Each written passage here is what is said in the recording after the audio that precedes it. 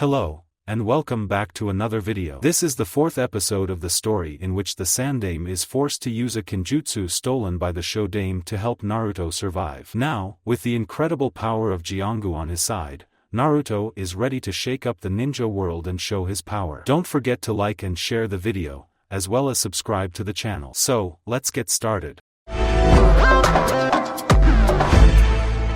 Training Ground 8. Naruto was sitting in a tree while he waited for the rest of his team to show up. It had been a month since he was reunited with his mother and sister and couldn't be happier. Not even the special Sharingan training with Kakashi was that exciting.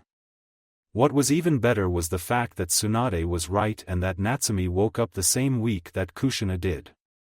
However, the meeting didn't go as he thought it would. Flashback Konoha Hospital. Naruto was visiting his mother again. She was telling him about her being the previous Jinchuriki of the Kyuubi, much to his shock. "Why didn't you tell me?" Naruto asked the ancient beast inside of him. "I never did pay attention to what you looked like when you were born, so I never knew," Kyuubi explained. "Hey, did the old fuzzball ever give you the summoning contracts?" Kushina asked. Naruto tilted his head in confusion and asked, "What contracts?" "Hey fuzz butt!" Kushina yelled. "Hurry up and offer my Sochi the summoning contracts already. Disrespectful woman." Naruto heard the Kyuubi roar, "Get in here Kit so she can stop yelling." The next thing Naruto knew, he was standing in the ankle-deep water of his mindscape, staring up at the towering figure of the Kyuubi. In the bijuu's paw were two large scrolls. The first one looked like any other scroll, but the other one was made out of a golden paper of some sort and adorned with numerous crystals that all shone in different colors. "I thought that I was only getting one contract." Naruto wondered. "You are, this other one is just something that I want to see. I'll explain more of it if you can open it all the way," Kyuubi explained. "Now take the first one and sign it, it's the Kitsune summoning contract." Naruto eagerly grabbed the normal contract from the Kyuubi's paw and opened it, seeing that not a lot of people signed it, only a few names were there. Naruto bit his thumb and wrote his name on the contract before pressing his handprint underneath his name. "Congratulations, you are now an official Kitsune summoner. I'm sure that my second family will be very happy to help you," Kyuubi said. "Just ask Kushina to help you with the Kuchiyose no Jutsu." "You're the leader of this summons?" Naruto asked. "Yes I am," Kyuubi confirmed. "All of the Bijuu have a summoning clan of their own and are the boss summons of them. However, some summons broke away from the original families. The who split apart are the cats, turtles, monkeys, and slugs." "So what's the other one?" Naruto asked, looking at the other scroll. "This is a legendary summoning contract," Kyuubi explained. "Long ago when the Rikudo Sennin created me and the rest of the Bijuu, he gave each of us a copy of his summoning contract. He wanted us to find the one who would be, and I quote, the one who will succeed where I failed. This scroll is designed to only open for that specific person." "One, and you think I might be this person?" Naruto asked. Blood sacrifice and slammed his hands down on the ground, causing a poof of smoke to erupt. After coughing and waving the smoke away, Naruto and Kushina looked down to see a small fox with two tails and red fur staring up at them. "So which one of you is our new summoner?" the Kitsune asked. Naruto raised his hand, still shocked that he was able to summon something on his first try. The fox then walked over to Naruto and sniffed him. "Why do you have Kyuubi-sama's scent on you?" "Well, he's sealed inside me," Naruto explained while rubbing the back of his head. The Kitsune frowned a little before asking, "I see, well may I have the name of the Kitsune clan's newest summoner and his sniff mother?" "Ah right. I'm Naruto Uzumaki. And I'm Kushina Uzumaki." "Uzumaki? Very interesting, I'm sure that we'll have a wonderful partnership Naruto-san. My name is Hijitsun." 2. Kit asks him who's been in charge since my absence, Kyuubi asked. "The Kyuubi wants to know who's been in charge since he's been sealed," Naruto said. Hijitsun chuckled and told him, his mate Yugana, 3, has had the entire skulk searching for you since you vanished. Eventually, she decided to wait for you to come back on your own. Said something about you sleeping outside the den for making her wait too long. The Kyuubi gulped and began to sweat nervously, remembering the last time he had to sleep outside. He was soaked to the bone due to the rain. Naruto just laughed as he felt the Biju's fear. If that is all, then I shall be going, Hijitsun said as he vanished in a puff of smoke. Then there was a knock on the door and Kushina yelled for them to come in, and the door opened to reveal Hitomi and her daughters. Kushina-chan. It is you. Hitomi squealed in joy. She then looked to her left and ordered, "Get in here, you coward. She's not going to hurt you. She'll kill me once she finds out what happened." Hayashi's voice protested. Even though he was elated at the Hokage's news about what the elders told Hinata, he was still scared about seeing Kushina. Hitomi growled and reached over and yanked Hayashi into the room. "Hello Hayashi," Kushina greeted in a calm tone. Seeing how her father was nervous about this woman, Hanabi couldn't help but ask, "Tusan, is this the woman you were afraid of and made a fort to protect yourself?" Kushina just gave him a blank look and asked, "Really Hayashi? I always knew that Hizashi-kun was braver than you. Speaking of him, where is that softy anyway?" The mood seemed to darken after Kushina spoke and Hitomi told her, "Kushina, Hizashi died years ago." Kushina's eyes widened and she began to shake. "How?" That was all she asked. Hayashi sighed and told her about Hinata being kidnapped and Hizashi dying in Hayashi's place. Needless to say, Kushina was in tears at the end. 2 of her best friends were dead at the time she was missing. Eventually, she was able to calm down. "Hey Hitomi, can you come here for a moment?" Kushina asked. Hitomi got closer and Kushina whispered into her ear, and she nodded. "Girls, can you give me a hand here?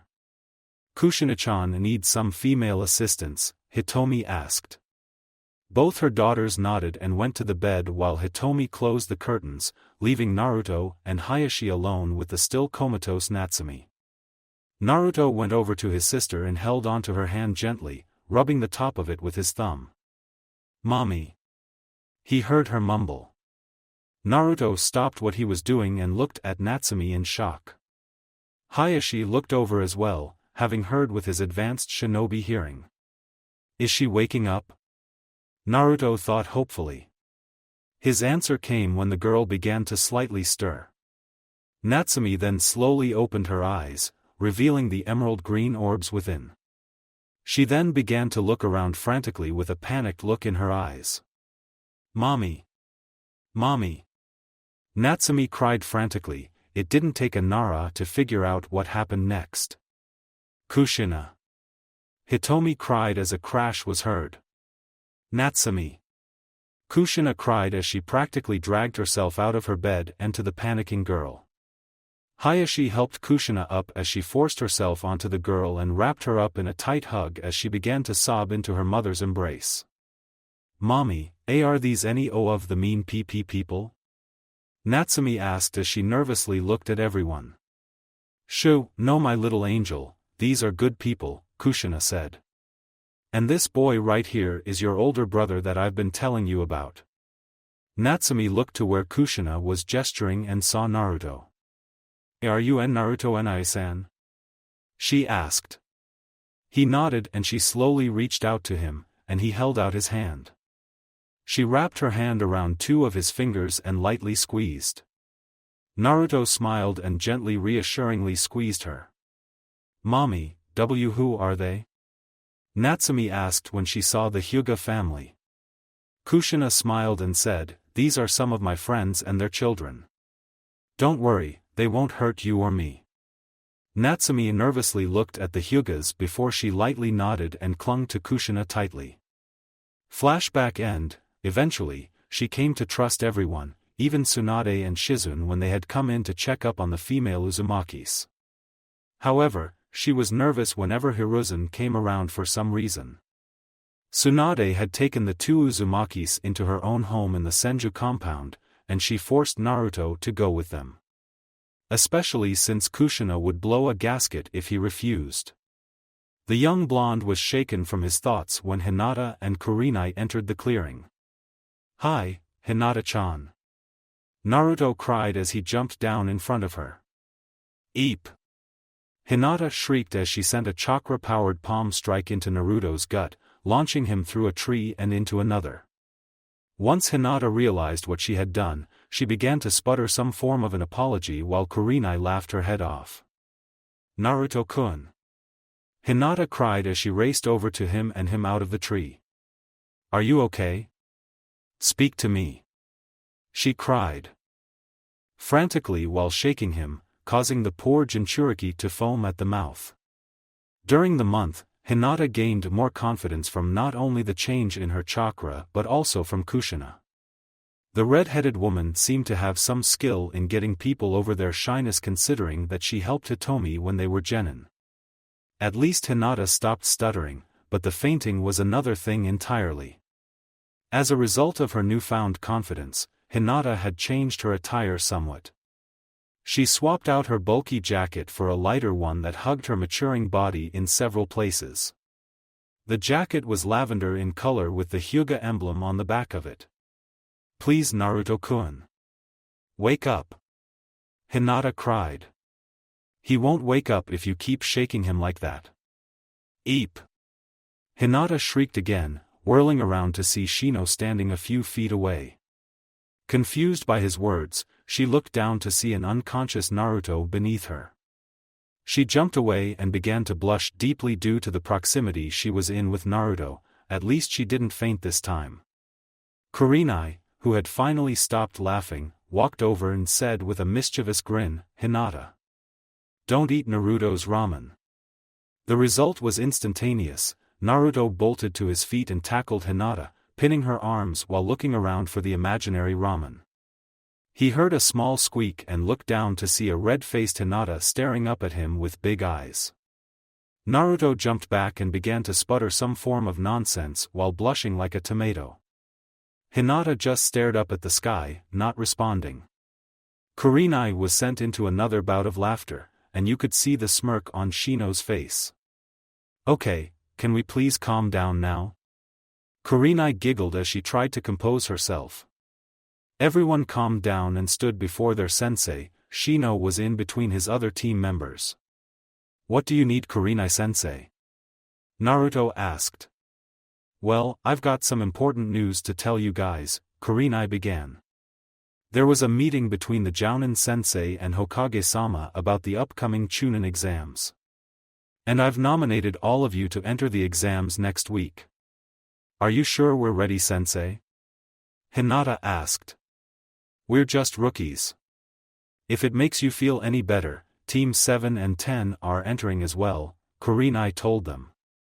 "Oh no," Naruto moaned, "we have to deal with the Banshee in the team, again. In my experience, it would be better to just kill people who bother you," Zabuza said as he and Haku entered the clearing. The former Nukenin was given a Konoha headband after being cleared for duty a month ago. He was currently a month into his probation and only had 2 months to go. As for Haku, she was tested in every ninja field and was given the rank of Chunin because of her skill. She was now sporting a Konoha Chunin vest instead of the green Haori she wore in a wave, and had a loose-fitting brown shirt and tight black pants that reached the tops of her knees. "Zabuza-sama, what have we talked about when it came to doing things like that?" Haku asked with a sweet smile, making Zabuza unconsciously take a step back. To stop?" Zabuza suggested. Haku just smiled and turned around to see Naruto stifling his laughter. "Got something to say, brat?" Zabuza growled. Naruto just grinned and shook his head. "As much as most of the shinobi population would love for you to at least humiliating him, the rest of the village would go out of their way to make your life a living hell," Kurenai told him. "What about Pinky?" the swordsman asked. "Councilwoman's daughter," Kurenai said with a hint of disgust. "TSK. I'm guessing that it gives her some form of immunity? Zabuza asked. Kurenai sadly nodded and let out a tired sigh. The banshee will just go and whine to her mother, Naruto said. But nothing will happen if she doesn't know who pranked her or anything. Naruto finished with a large grin. Zabuza and Haku smirked and began to plot. You guys better make it to the finals, I'm gonna be betting on you, Zabuza told them. Kurenai smirked and said, don't worry, my team's going to become Chunin with their skills. Do you have so much faith in us, Kurenai-sensei? Hinata asked. From what I've seen, this team has grown the most since graduating from the academy, Kurenai told her. Asuma's told me that his team has good teamwork, but isn't motivated a lot. And you've already seen how Kakashi's team is, the only Konoha team you'll have to worry about, is Team Guy. Hinata flinched when she heard the team that her cousin was on.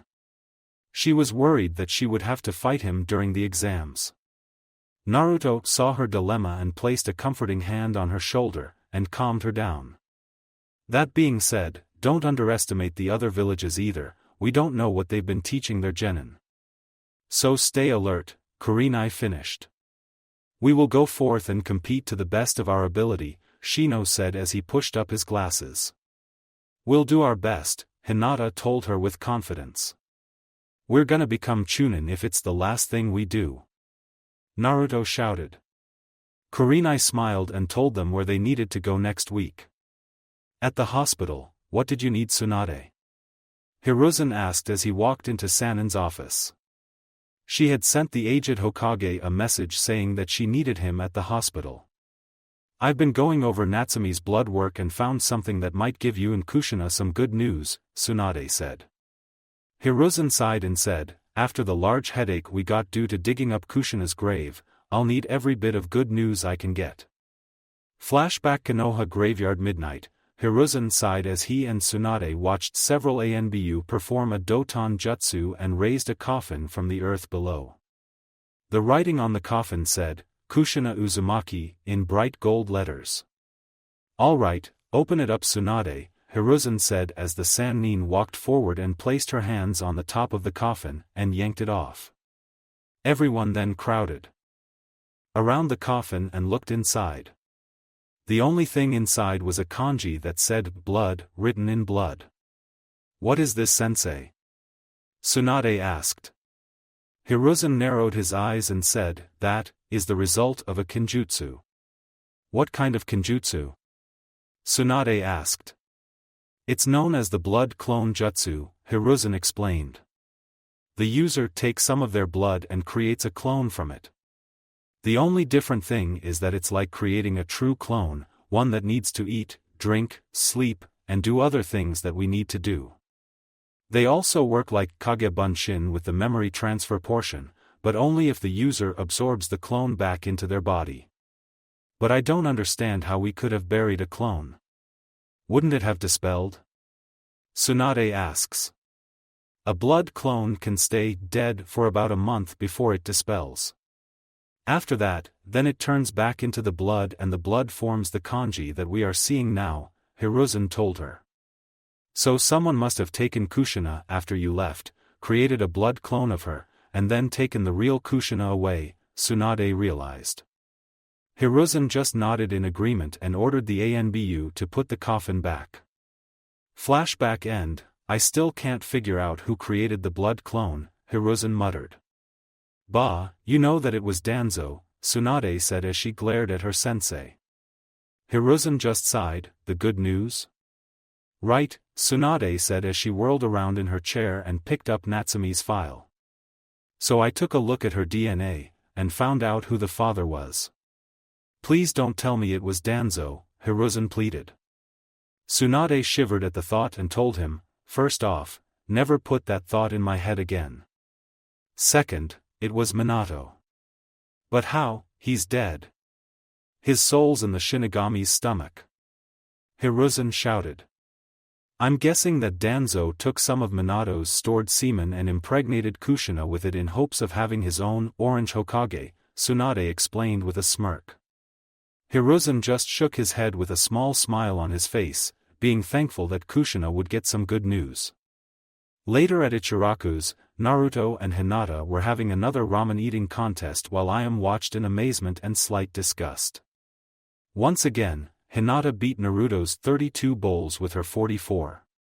"All hail the queen of ramen," Naruto declared as he got onto his knees and began to bow at Hinata's feet. The young heiress just giggled at her teammate's antics and pulled him to his feet. "Come on Naruto-kun, you're embarrassing me," Hinata said as she blushed with a smile on her face. Naruto just smiled at her, but before he could say anything, he noticed something to his left.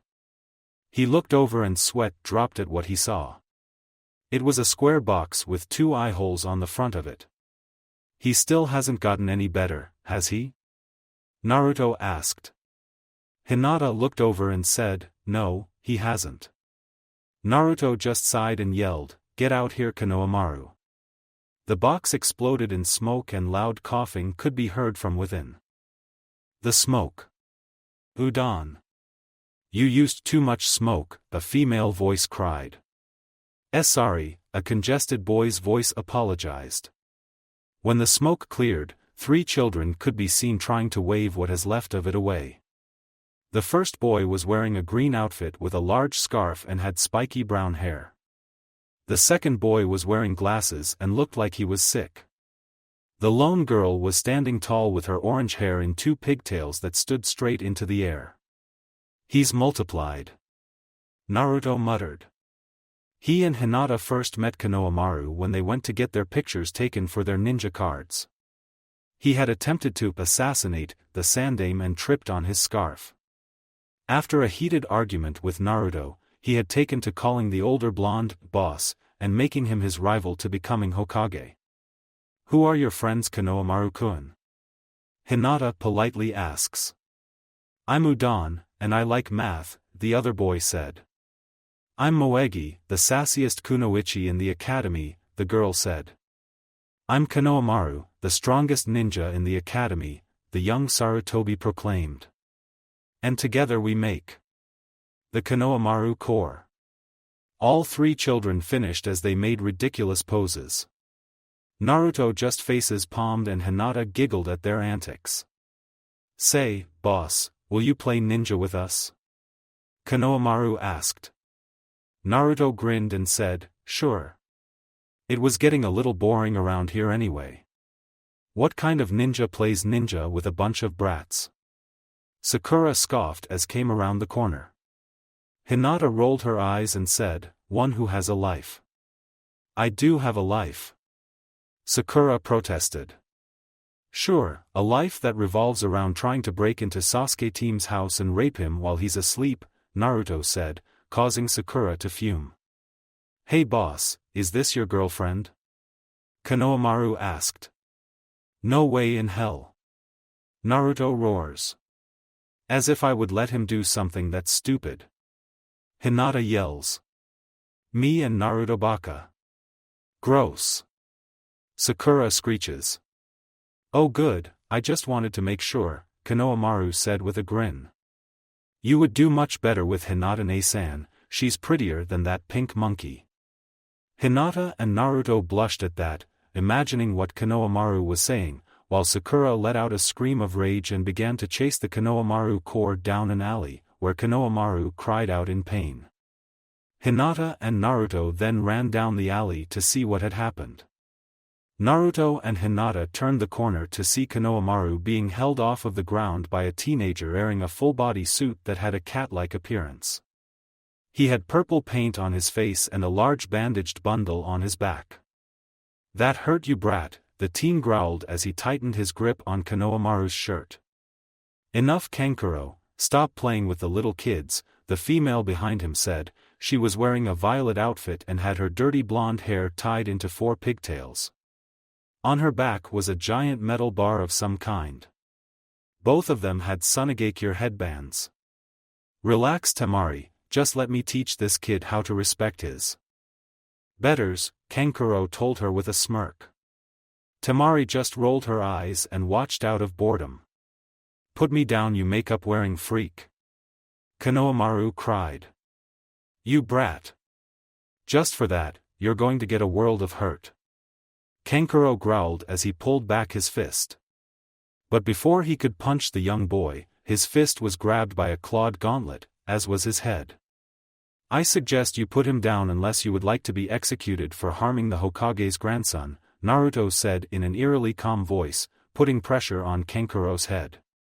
Kankuro and Temari gulped after this realization. The older boy dropped Konohamaru, who scrambled over to Hinata and his two friends. Naruto then saw a flicker of movement to his left and shouted, "Sasuke, get out of the tree. You're making a fool of yourself." Everyone turned and saw the last Uchiha standing on a tree branch glaring at everyone there. "Besides, why don't you introduce us to your new friend?" Naruto asked as he gestured to Sasuke's left. Everyone looked over to see a young redhead with pale skin upside down on the branch next to Sasuke. He had green eyes surrounded by black rings and a giant gourd on his back. What caught most people's attention was the red kanji for love on the left side of his forehead. "Let's see, sniff sniff, blood, sand, gore, and a hint of madness," Kyubi mused. "Smells like that damn tanuki." "Who?" Naruto asked. "I'll tell you later," Kyubi waved him off. "Jiagara," Kankuro gasped out when he saw the younger boy. Temari was also shaking at the sight of the redhead as he glared at them. "Kankuro, you're a disgrace to the village," Gaara said as he glared at the older boy. But Gaara Kankuro was cut off when Gaara vanished in a sand shunshin and reappeared in front of him and Naruto. "Shut up before I kill you," Gaara told him. Those eyes, he really would kill his teammate, Naruto realized. He then let go of Kankuro and stepped back to Hinata and Sakura as they watched. "What are Suna ninjas doing in the village?" Sakura asked. Temari snorted and said, "We're here for the Chunin exams, Pinky. Konoha's hosting them this year." Sakura turned red with anger, but before she could go and get destroyed by the Suna Kunoichi, Sasuke dropped down onto the ground, making her go and gush over how cool he was. "Who are you?" Gaara asked. Sasuke smirked and said, "I am not you, the one with the gauntlets and the hyuga." Gaara cut him off without looking at Sasuke, making him fume. "My name is Hinata Hyuga. I'm Naruto Uzumaki, what's your name?" "I am Gaara Sabaku, I will enjoy killing you in the exams, Naruto Uzumaki," Gaara said with a dark smirk on his face. Hinata shivered and gripped Naruto's arm as he glared at the murderous Suna nin. "Temari, Kankuro, let's go," Gaara ordered as he walked away, the other two following him. "I have no idea why he's interested in a loser like you anyway. I'll be the one to defeat him," Sasuke declared as he walked away, Sakura following him. "Man, what a jerk," Moegi said. "You said it," Konohamaru agreed. Naruto chuckled and told him, "You would have turned out like that if I and Hinata-chan never met you." The Konohamaru corps shivered at the thought before they said their goodbyes and left. "So what do you think?" a white-haired Kyumo ninja asked as he sucked on his lollipop. He and his teammates were on the rooftops nearby and saw the confrontation. "I don't know what to think, but that redhead looks like the one we were warned about," his redhead teammate said. She and the male had swords on their backs and dark skin.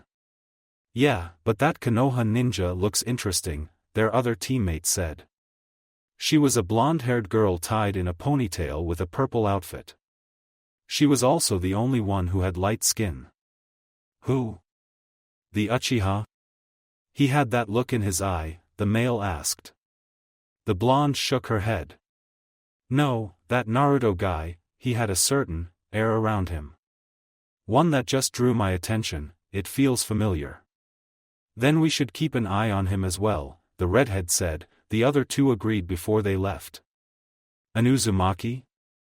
I thought we wiped them all out ages ago," a Kirigakure genin commented as he and his team watched from the shadows. The one that spoke was wearing fishnet armor underneath samurai armor that was usually seen in the Tetsu no Kuni. He had black pants and a tanto strapped to his back. His brown hair covered the right side of his face. I don't think that he's an Uzumaki, Hamaguri, for they had red hair and pale skin, his teammate said. He was wearing a similar outfit except he had a kusarigama at his waist instead of a sword. His black hair was tied in a ponytail that reached the back of his neck. You have a point, Mekajiki. 5, how about you, Shujin? 6, what do you think? Hamaguri asked, sneering at the end. The final member of the group was wearing the least amount of clothing. He wore black pants that reached his knees and black sandals. Over his upper body was a blue robe that had a hood covering his head. The only thing that could be seen was the small braid of black hair with white mixed into it. He just sat there in silence while his teammates became frustrated. Answer me!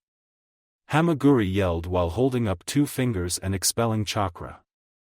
Shujin flinched for a moment before saying in a drone-like voice, I believe that he should be eliminated, even if he is not an Uzumaki. We have no way of knowing that he is, so it would become problematic if he turns out to be one. See? That wasn't so hard, was it? Hamaguri taunted while Mekajiki snickered in amusement. Shujin jerked his body again and took a deep breath of air. Naruto and Hinata were walking toward the Senju compound. Hitomi had forced Hayashi to agree to them visiting the compound once a day. The rest of the clan just thought that Hitomi wanted to see her old sensei and didn't question it. However, before they could get there, they heard the distinct sound of people arguing. The only reason we accepted you as a teammate was to get into these exams. It doesn't mean that we have to like you, you freak, a male voice yells. Oh yeah? Well, once I become a chunin, then I won't have to listen to you 2 jerks while you stay as pathetic genin, a female voice cried. The 2 members of Team 8 peeked around the corner to see a trio of Taki ninjas arguing, 2 males and 1 female. The 2 males didn't stand out too much, but the female caught their attention. She was about their age and had mint green hair that reached down to the middle of her neck with an orange hair clip. She was wearing a white top that covered her chest and revealed her midriff with mesh armor underneath, and a white apron skirt over mesh shorts. She had white arm warmers and white shinobi sandals. She had a large red cylinder on her back, and had her Takigakure headband on her right arm. TSH, whatever, let's go, maybe sensei can give us some new jutsu, the other male said as his teammate left the girl grinding her teeth. Hey, are you alright? Naruto asked as he and Hinata walked over.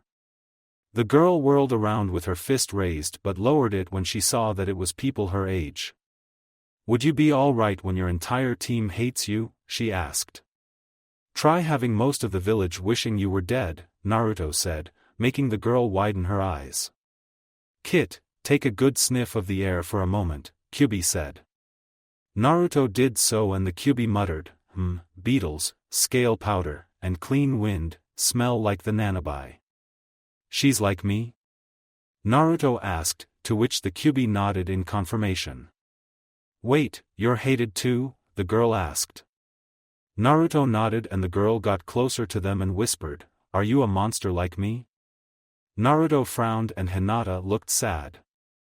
No, we are not monsters, we're just misunderstood, you and I, Naruto told her. Hinata nodded in agreement. What do you mean?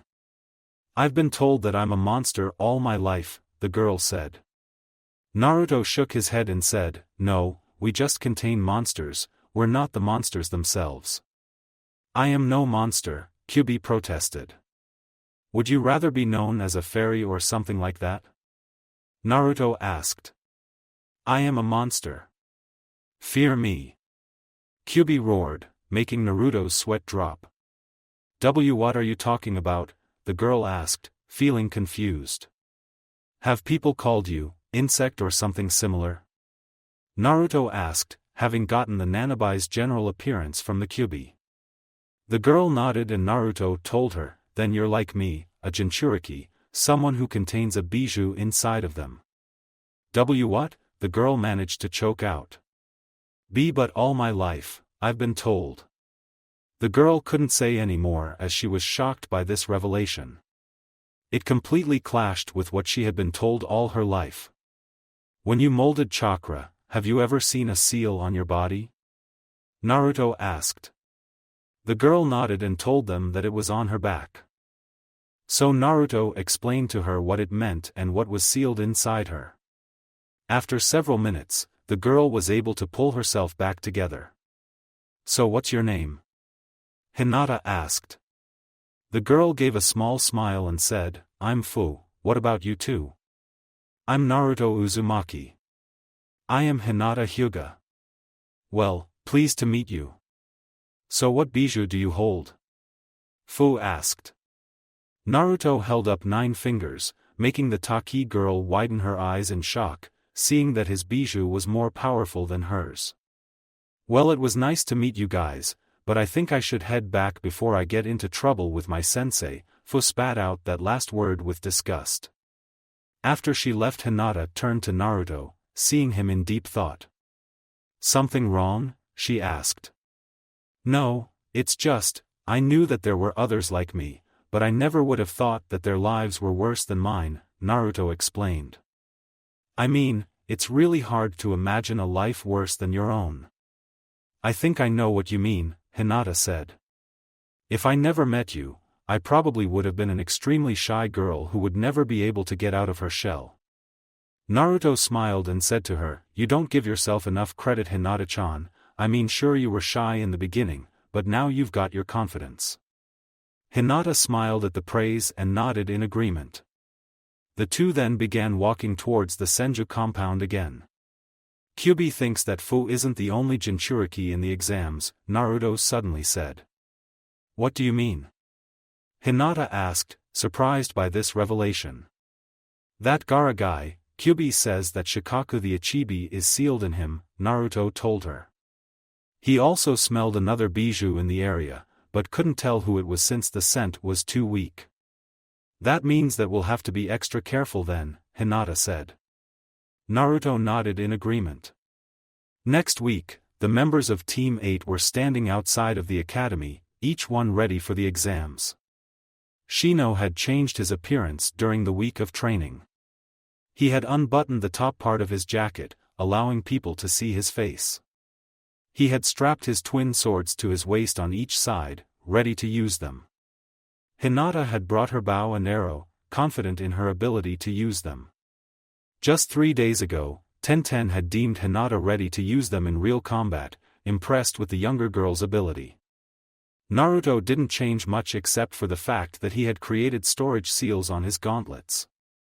One seal contained shuriken, another had kunai, and the other 2 contained exploding tags and fuma shuriken. He also brought with him some extra masks in case he got more hearts. You two ready? Naruto asked. I am prepared, Shino told him. Let's go, Hinata said with determination. Naruto grinned and pushed the doors to the academy open. Team 8 had entered the Chunin exams. Academy, so where do we have to go again? Naruto asked as he and his team walked into the academy. To room 301, that's where. Kurenai-sensei said the first part of the exams were, Hinata told him as she opened the door of the building. The team walked in and went up the flight of stairs and saw a crowd of people gathered around a door that said 301. 2 genin were guarding the door. They had knocked down another genin who was wearing a green spandex suit with orange leg warmers. What caught Naruto's attention was the shiny bowl of hair on his head and the thick eyebrows. Naruto swore that they moved on their own. Please let us pass, the genin cried as his teammate, whom Team 8 recognized as Tenten, helped him up. We're helping you, genin. These exams are tougher than you think, one of the older genin said. Yeah, if you can't beat us, then you have no chance of passing the first stage, his partner said. Aren't we on the second floor? Naruto whispered. Yes, there's a genjutsu over the door, Hinata whispered back. The team then inched their way to the next flight of stairs to avoid detection. Drop the genjutsu, a snobby voice demanded. Team 8 looked back and groaned when they saw Sasuke standing there with a superior smirk. The sign on the door changed from 301 to 201. Great, that idiot messed up everything. Now we're going to have more competition, Kiba complained as he walked in with Sakura, who bashed him in the head for what he said. Sasuke then went to attack the older genin when the boy in spandex leapt up and blocked all of them. Lee! I thought you wanted to hide your skills from everyone. Tenten yelled. My apologies Tenten, but I could not allow this unyouthful conduct to continue. Lee shouted as he stood up again. Fast. I barely saw him move. Naruto thought. And I can see that he wasn't even putting any effort into that, Kyubi said, slightly impressed. Naruto's eyebrows shot up at that. This guy was someone to be careful around. TCH, how foolish, the third teammate, Niji, said as he looked at Lee with disgust in his eyes. He then turned to Sasuke and narrowed his eyes. Uchiha. Hyuga. The two stared at each other for what seemed like a while before they huffed and turned away. Meanwhile, Lee was staring intently at Sakura with hearts in his eyes, creeping her out. Are you Sakura Haruno? Lee asked. Yes, why? The Pinkette asked as she stared at Lee curiously. I am Rock Lee, please be my girlfriend, Lee asked as he smiled at her, teeth shining, and there was a small ping that sounded when the light reflected off of them. Why would anyone want to date her of all females? Kiba thought. I'm guessing that he never heard about how annoying she was, Shino thought. Lee, what is wrong with you? Tenten asked herself. I remember the times Hinata-sama would complain about this classmate. I suppose Lee never heard those stories, Niji realized. Lee, run away while you can, Hinata pleaded. Oh boy, this won't end well, Naruto thought, the Kyubi nodding in agreement. No way. You're a freak. Sakura screeched. Lee was stunned for a moment before he smiled again. I see that your heart is already won over by another, no matter. I shall prove that I am superior to this competitor for your heart. Lee declared. Oh boy, was the collective thought of most of the Konoha group. Team 8 then fled for the stairs and went upstairs. Naruto told them to wait and went to get a quick drink of water. Hearing some people in the area below them, they looked down to see Team 7 walking. Please wait up. Lee shouted as he ran forward towards the three genin. What do you want? Sasuke demanded. You are Sasuke Uchiha, correct? Lee asked. That's right, he confirmed. Then I challenge you to a battle here and now, Lee declared. Now this I gotta see, Naruto said as he and his team stood on the upper level and stared down at the four. So you know who I am, yet you're still challenging me to a fight? You must be confident, Sasuke smirked. But Sasuke-kun, we have to go to the examination room before it's too late. Sakura tried to tell him. Lee narrowed his eyes for a moment and said, I see, so you are the one who had captured the heart of the lovely Sakura. No matter. I shall defeat you and win her heart. He then winked at her and somehow shot a heart at her. Sakura screamed in terror and hastily dodged the heart as it hit the wall behind her. Lee shot out more hearts and Sakura dodged them like they were poisoned kunai. Naruto and Kiba rolling on the floor laughing, Hinata was giggling at the sight, and Shino was quietly chuckling. Gah! What are you, crazy? Do you have any idea how dangerous that was? Sakura growled. Dangerous? Hee, yeah right, Naruto giggled. I often wonder if the academy lowered their standards when we were there, Shino muttered low enough so that his team could hear. Sasuke and Lee then crouched low and entered their fighting stances. Sasuke with the Uchiha's interceptor fist, and Lee with the Goken. Sasuke rushed forward and threw a punch at Lee, who vanished instantly. Everyone's eyes widened and Naruto discreetly activated his Sharingan, thankful for Kakashi teaching him a genjutsu to hide it while he had it active. Konoha-senpai. Lee cried as he threw a kick at Sasuke, who dodged it. Lee then followed up with another kick while standing on his hand. Sasuke tried to block it, but was too slow and ended up getting kicked in the cheek. Sasuke-kun. Sakura cried as the Uchiha was sent flying, skidding across the ground. He's fast. Hinata whispered. Very, and my insects say that he isn't using any chakra in his attacks, Shino whispered back. Naruto just stood there, observing the one-sided fight. Sasuke weakly got up and glared at Lee, activating his Sharingan. With these eyes, you don't stand a chance, Sasuke declared, smirking cockily. I see, so that is the famous Sharingan, Lee muttered. No matter, it won't help you here. Sasuke dashed forward once again and received a kick in the chin from Lee, sending him flying. Everyone was shocked. They never expected to see that Sasuke would be beaten that easily, even with the Sharingan at his aid. As you can see, my technique is purely taijutsu, there is no ninjutsu or genjutsu involved in this, Lee said as he and Sasuke rushed at each other once again, trading blows, all while Lee kept hitting Sasuke whenever his guard was down. After receiving a vicious hit to the gut, Sasuke backed away while glaring at Lee. He then rushed at him again, throwing punches while Lee merely dodged all of them before kicking him into the air. Lee then appeared behind the airborne Sasuke. His bandages around his arms then unraveled and began to wrap around Sasuke. Suddenly, a pinwheel shot through the air and pierced the bandage against the wall, throwing Lee off course and separating him from Sasuke. Sasuke fell and Sakura caught him, much the Uchiha's displeasure. Lee managed to right himself as he landed in front of a turtle? Yes, a giant turtle. One that was mainly red with yellow marking along its body, and a Konoha headband tied around its neck. Lee!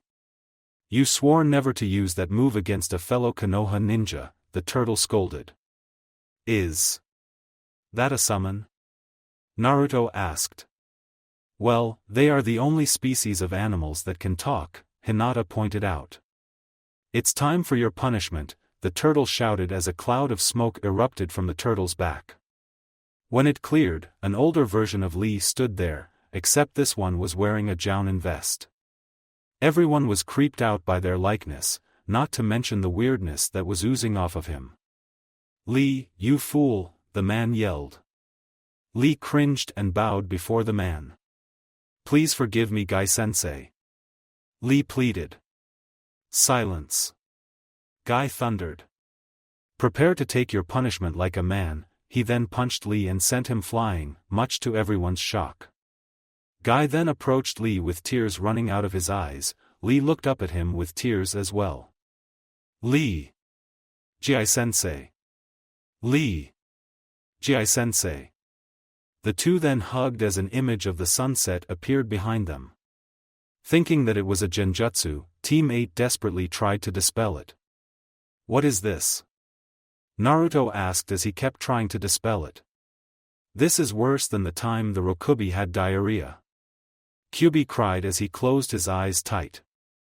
En Naruto-kun, please tell me it's over, Hinata whimpered. Never before has she seen anything so disturbing.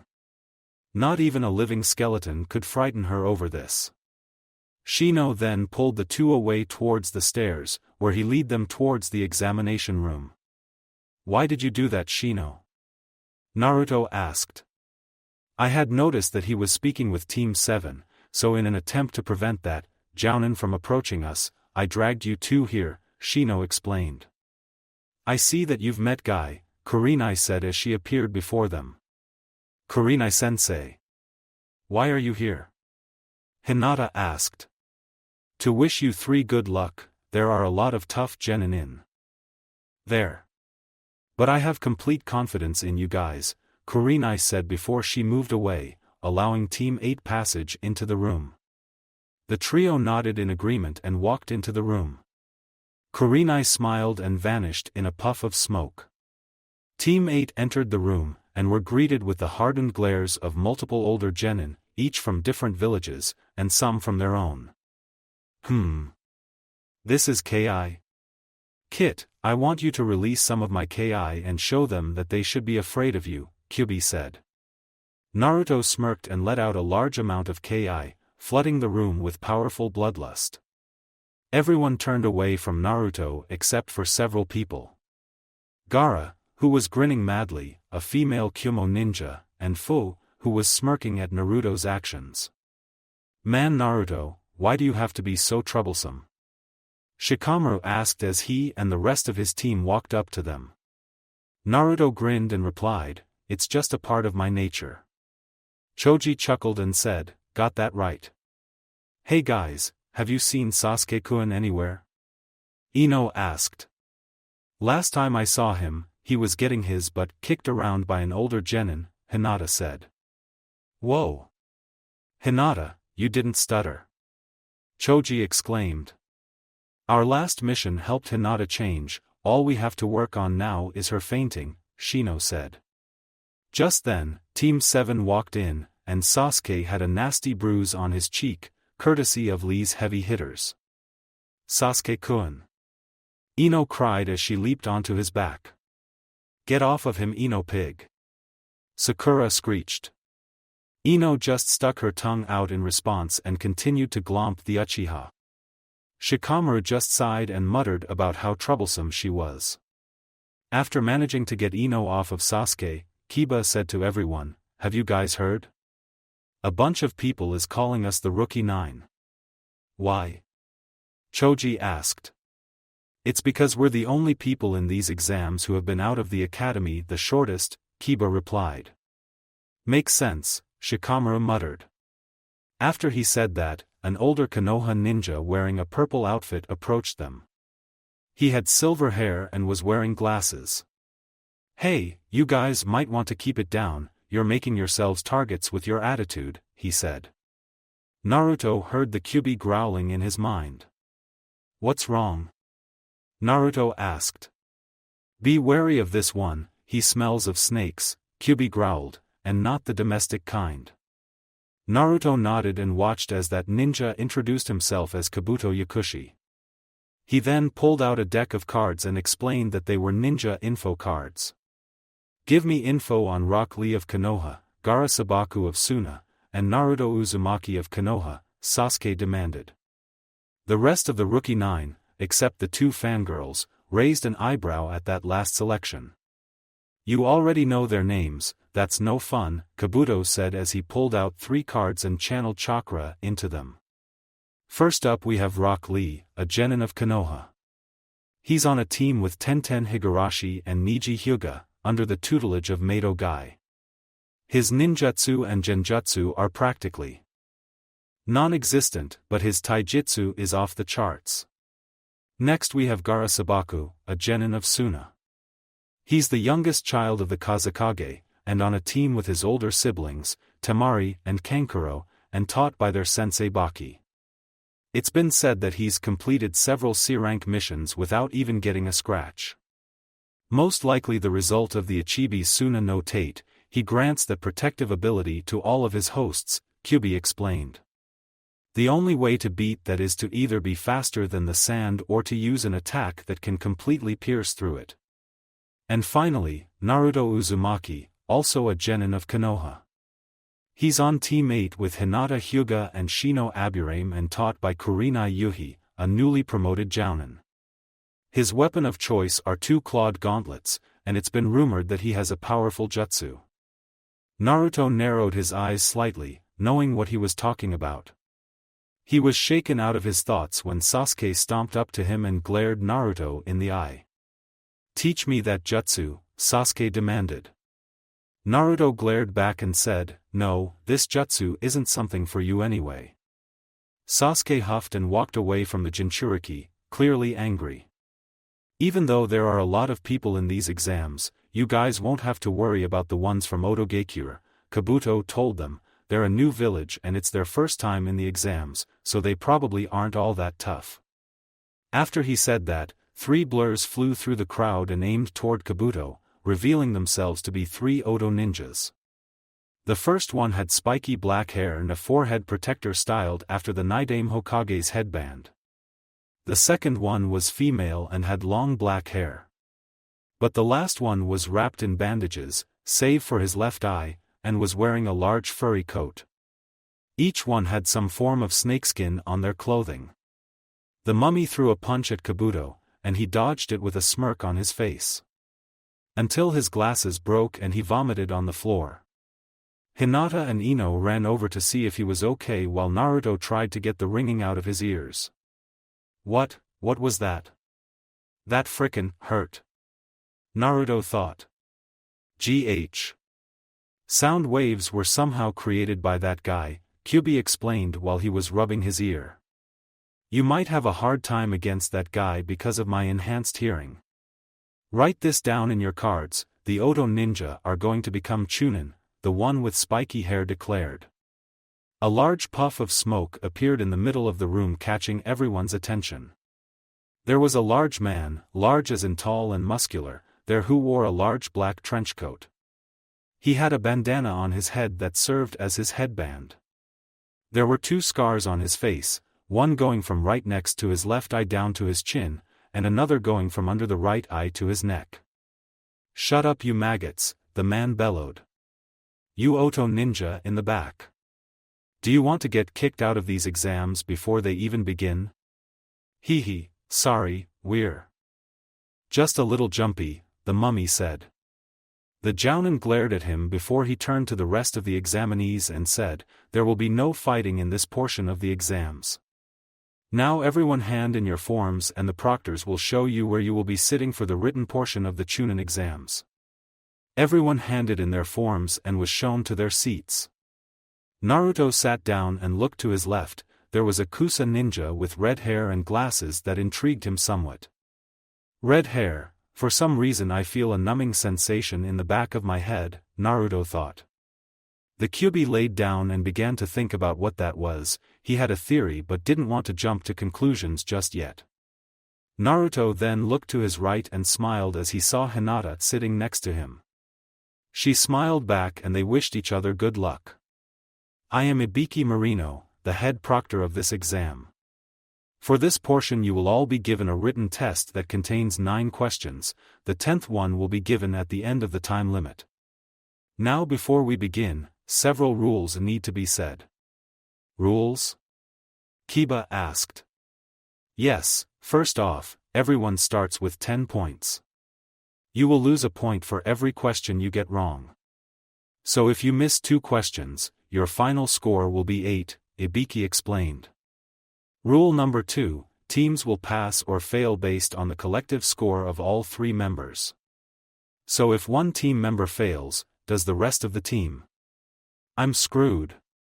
Kiba wailed. He began to sweat as Sasuke and Sakura glared holes in the back of his head. Akamaru whimpered when he felt the glares his partner was receiving.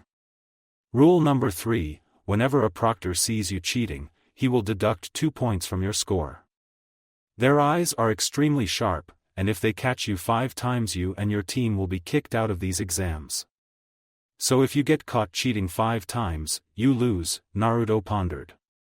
Something about this doesn't make sense. Why would they make a rule like that? Wouldn't it be easier if they just kicked the people out if they caught them cheating? Unless, they want us to cheat. I was wondering when you would get it, Kyubi said. I think I understand the whole point of this exam. They want us to cheat, but in a way that we won't get caught, Naruto realized. Now begin. Ibiki shouted. Almost immediately, all of the examinees picked up their pencils and began to look at the test. Every one of them realized something the second they looked at the questions. These were highly advanced questions. Sasuke, Hinata, and Neji were using their Dijitsu to cheat. Sasuke was copying the hand movements of the person in front of him and to the left. Hinata and Neji used the Byakugan to look at the answers of others. Gaara had closed one eye and created a ball of sand that turned into an eyeball that was observing the papers from above. Kiba had Akamaru perched on his head and the tiny dog was looking around while softly barking answers to Kiba, who wrote them down. Eagerly. Tenten was manipulating a set of mirrors above her to reveal the answers to her. Lee adjusted his headband to allow him to see the mirrors as well. "Excuse me, Proctor, can I go to the bathroom?" Kankuro asked. A proctor handcuffed himself to the Suna genin and lead him out of the room. Naruto raised an eyebrow, but couldn't find anything wrong with the event. Shikamaru was using his Kagemane to connect him and Choji while he wrote down the answers for both of them. Sakura was using her knowledge to answer the questions, and Ino used her mind transfer jutsu to take over the pinkette and steal her answers. But before she went back to her own body, she messed up Sakura's test. She erased all of her answers and wrote down ridiculous ones, and changed the name on the top to forehead. When she left and Sakura came back, she looked down and looked like she was about to explode, but a glare from Ibiki silenced her. Fu and Shino were doing something similar, even though they didn't know it. Shino was using his family's insects to scout others' tests and get answers from them. Fu could always communicate with insects thanks to the nanobi, even though she never knew it was because of the bijou. She was able to use her horned beetles to gather information. The Oto genin were using the sounds of the pencils as they were being used to help them get the answers that they needed. Naruto was lost in how to cheat. Sure, he could use his Sharingan to copy someone, but that wouldn't be very original according to him. After a minute of thinking, he was struck with inspiration when he saw Gaara's sand-eye. He slowly brought his hands together under the desk and formed a few hand seals. Suddenly, a kunai flew through the air and passed right by his head, making him freeze. The kunai impacted against the desk behind him. "Number 47, you've been caught 5 times, you and your teammates 6, 5 and 18 are gone," a proctor stated as he stared at the Suna ninja. "And what proof do you have that I was cheating?" the genin demanded. A nearby proctor dashed forward and slammed the ninja onto the table while twisting his arm backwards. "Don't question us.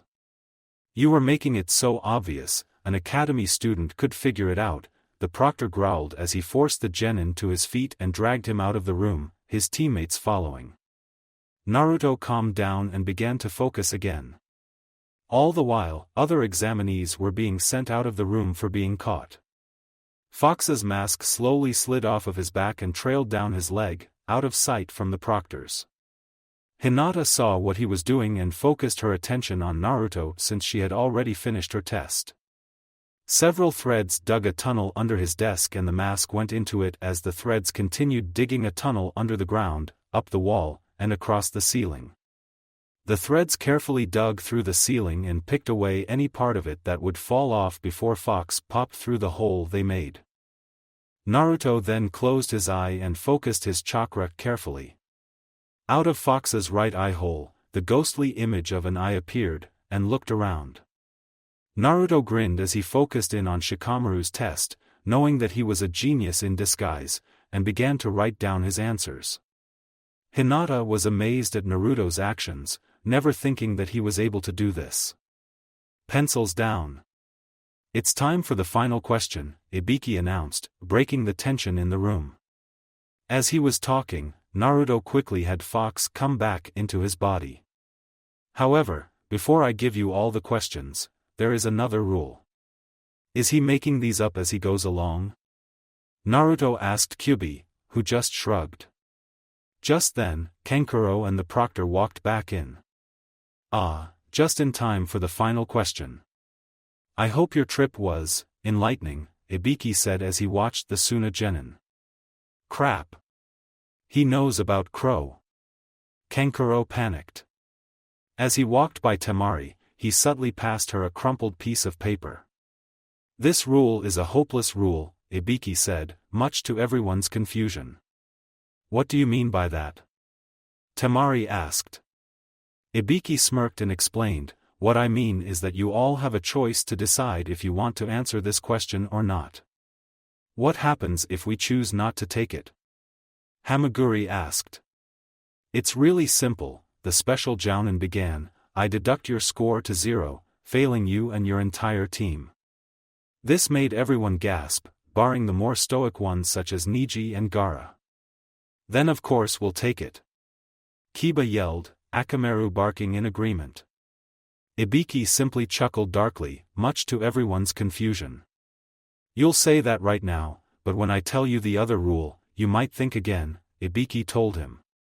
If you decide to take this question, but fail to answer it correctly, then you will be forbidden from taking the Chunin exams ever again. Much to his expectation, there were a lot of protests. That is a most unyouthful rule. Lee cried out. What kind of rule is that? The redhead next to Naruto yelled. Now that he looked at her more closely, she kind of resembled Kushina, in the temper department at least. There were many other protests as well. You guys are unlucky this year, Ibiki coldly said. This year, I'm in charge of the first exam, so I make the rules. If you don't have the guts to take this question, then I'll be a nice guy and allow you to leave. But remember this, the choice is yours to make. If you want to leave, then simply raise your hand. I want to become a Chunin and make my family proud, but if I fail then I'll stay a genin, Hinata thought. But if I quit now, I'll be ruining the exams for Shino-kun and Naruto-kun. I don't know what to do. She looked around and saw that Shino was sitting straighter than usual, a sign she learned that he was slightly nervous. She looked at Naruto and saw him sitting there silently as his hair covered his eyes. I can't do it. I'm sorry guys, Genin said as he slowly stood up. Number 54. Fails, numbers 62 and 103 fail as well, a proctor stated as the Genin left the room. Soon after, other Genin began to give up as well, slowly clearing out the room. Naruto looked over and saw Hinata struggling with herself. Even though Hinata had gained a boost in confidence, situations like these would always make her conflict with her old nervous personality. What's the matter? Ibiki asked with false sincerity as he looked at Naruto. You seem nervous. Don't be, just tell me if you're going to quit or not unless you want to risk being banned from these exams. Can you take the shame of all that and stay a genin while everyone else could be promoted to chunin? Naruto glared at him and raised his hand before balling it into a fist and slamming it against the table with so much force there was a spiderweb crack in the wood. I don't care if I'll be banned from taking these exams anymore. Naruto began, if I give up here and now then it goes against everything I live for. Even if I fail here, I'll just work harder so that the Hokage had no choice but to give me a field promotion. So go ahead, fail me, but know this, I'll never give up on accomplishing my goals. Naruto's speech seemed to install confidence into everyone as they seemed to lose the nervousness that they had. Hinata smiled and prepared to share Naruto's fate. She reached under the table and grabbed his hand, his eyes flicked over for a moment before a small, unnoticeable smile graced his lips. An Uzumaki, only they have courage as great as that, Shujin thought with a small smile, one that seemed to contain hope for some reason. Inside the seal, the Kyuubi smirked at Naruto's actions. He expected this from Kushina-san, especially since they were so similar in personality. Ibiki then looked over the rest of the examinees. Incredible, he thought. He managed to erase everyone's doubt with one little speech. Looks like nobody else is giving up, time to get this show on the road. If nobody else is going to leave then I have only one thing to say to all of you, Ibiki said. Everyone was on the edge of their seats, waiting for Ibiki to give them the last question. Congratulations on passing the first exam. What? Was the collective shout of everyone, sans Gaara who could care less. What about the 10th question? Sakura screeched, making everyone who was near her lose their hearing for a moment. There was no 10th question, to begin with, Ibiki said with a grin. You could say that the 10th question was your choice on deciding to take it or not. Wait a minute. Temari shouted. Then what was with the rest of the questions? Was it all pointless? No, they served their purpose, Ibiki told her. The original purpose of the test was to pressure everyone with the first rule, the rule about the total team score. It forced everyone not to mess up for their team. I'm sure that you all noticed that they were questions that no mere genin could answer. So I'm sure that you all came up with the same solution to pass. You would have to cheat to get them. The whole point of this test was to make you cheat. To make it easier for you to get points, we had 2 chunin among your group to give you the answers if you were able to cheat off of them. I assume that you are all wondering why the first exam was formatted like this. I will explain. In a chunin mission, you may have to gather information to help your team succeed. This exam was a sort of training exercise so you would prepare for those types of situations. Getting the wrong information, however, could lead to disastrous results that could cost you and your team your lives. The special Jounin then reached up and began to untie his bandana. Or worse. When the bandana came off, many people looked disgusted at the sight. Ibiki's head was bald and covered in many burn marks and screw holes. What the hell? Naruto thought. Hinata gripped his hand tightly, very uncomfortable with the sight. Ibiki then retired his bandana after he was sure that everyone got a good look at his head. This is what could happen if you gather the wrong info. Not only could you suffer wounds like these, but you could also be forced to reveal the secrets of your village because the pain may be too great. But the real purpose of the test was the final question. What do you mean? Hinata asked. The 10th question was a to take or don't take situation. If you choose not to take it, you will fail and take your team down with you. But on the other hand, if you did take the question, but answered incorrectly, then you would never be able to take another chunin exam. The whole thing was a leap of faith. The trash who came in here decided to take the easy way out and leave, thinking that there would be another chance. In the real world, there are no second chances in every situation. The final question tested you on your resolve. Let's say that you were a chunin and sent on a mission to gather information on the status of another village. You have no idea about the layout of the village, nor do you have the information about the shinobi there. You also have to suspect that there might be traps in the area. Do you simply reject the mission because it's too dangerous, or because your friends and teammates may get hurt? To put it selfishly, you're afraid of dying. Allow me to tell you something, there are missions with a high level of risk that you can't simply decline. It's understandable if these tasks can be emotionally challenging, but a chunin must show courage when needed. What you did here today proved that you were able to decide that a chunin would be able to make it in a heartbeat. The first exam is officially over. I wish all of you good luck in the next part. Everyone, who expressed their emotions, was either smiling or smirking. Naruto and Hinata grinned at each other. 5-4, Ibiki began. Suddenly, the window exploded as a large bundle flew through the air and unfurled as it was held in place by 4 kunai, holding up the banner. Team 8 then shivered as Enko came flying in. There's no time to be happy, she declared. I am the proctor of the second exam, Enko Mitarashi. She then punched her fist in the air. Everyone follow me. Naruto quickly made 2 clones and they scribbled something on paper before they lifted them. 2 clones had written a 10 on the paper while the real one was holding up a 6. Why are you giving me a 26? Enko demanded. 10 for the entrance, one clone said. 10 for the small speech, the other one said. 6 because you got glass all over me. Naruto yelled. Enko just stuck her tongue out at him and pouted. You're early, Enko, take a look around, Ibiki said as he came around the banner. Enko then looked around the room and her eyes widened. 78 genin Ibiki? You let 26 teams pass. Are you getting soft in your old age? Enko questioned as she turned to the scarred man. Ibiki smirked and said, maybe we just have a talented bunch this year.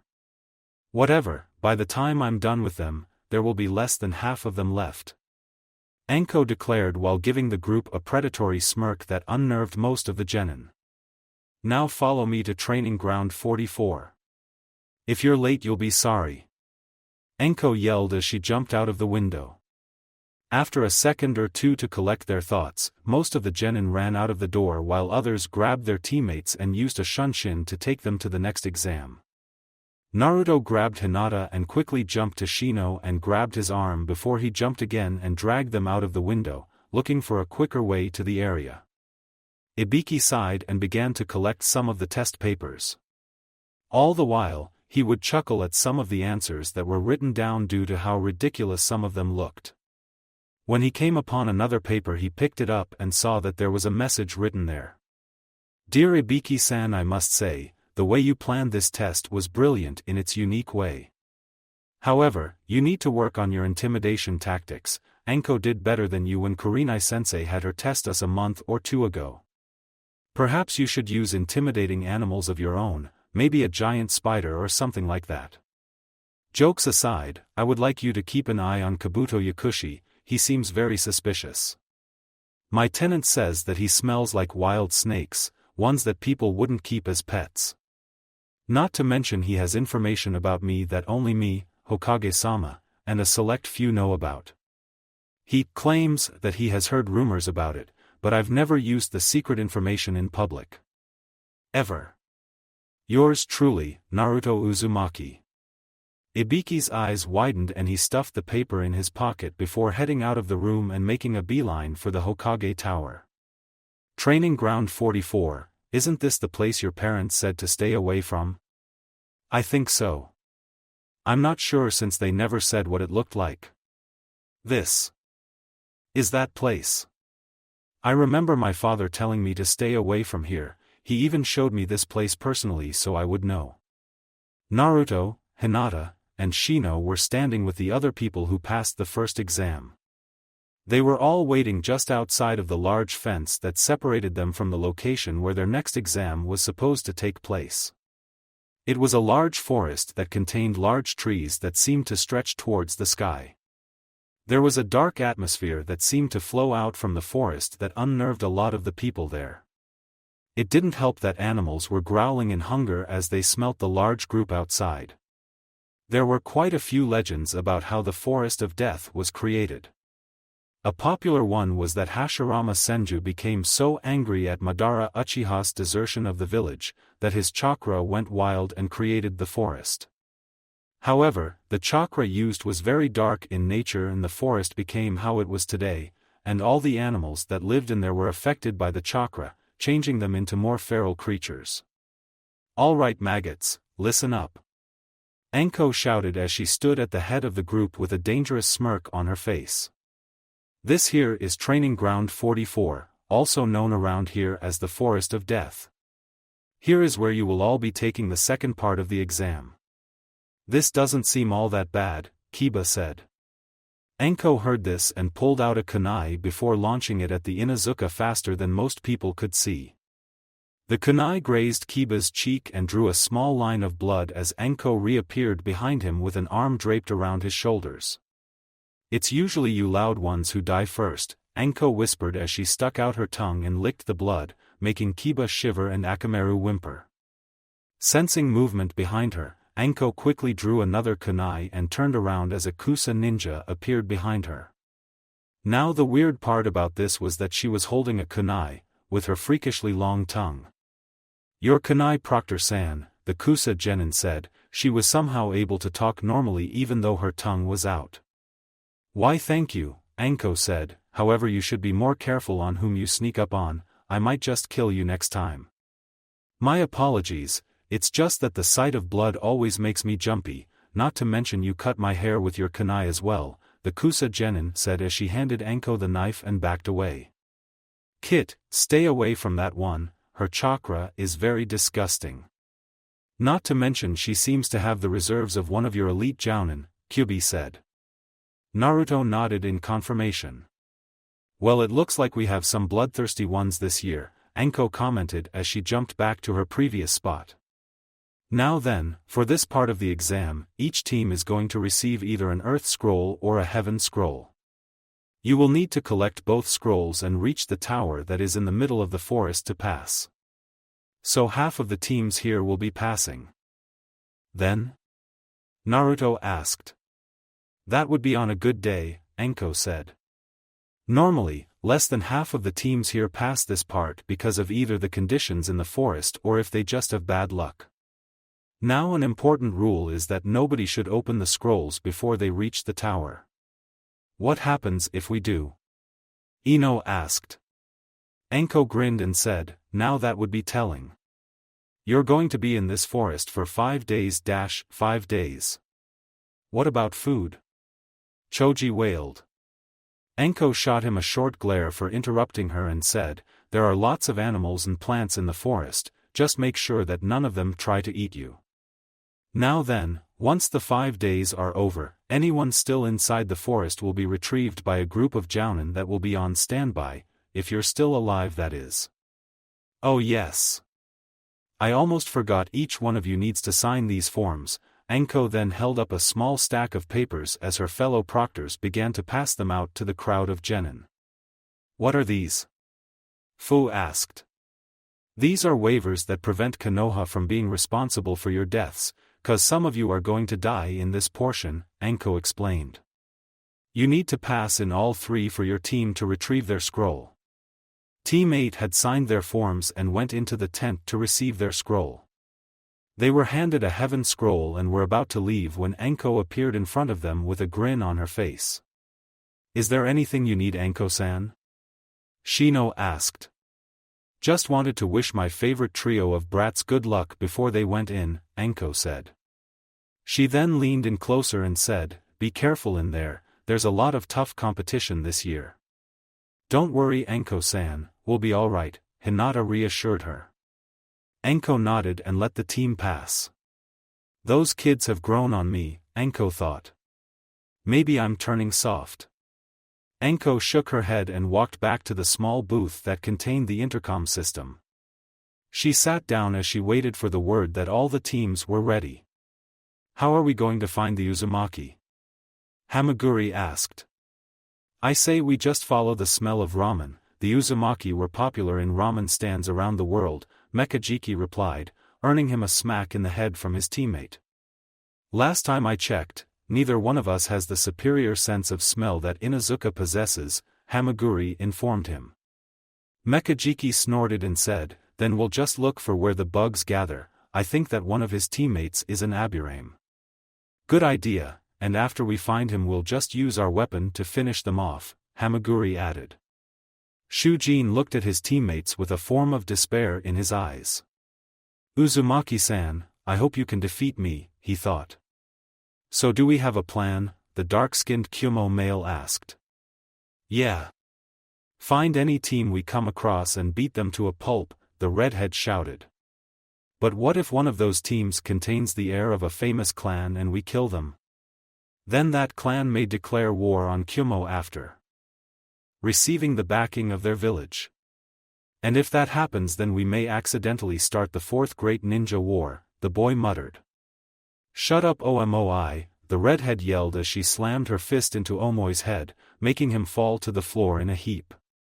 The blonde sighed at her team's antics and began to think if being born in Kyumo was a curse.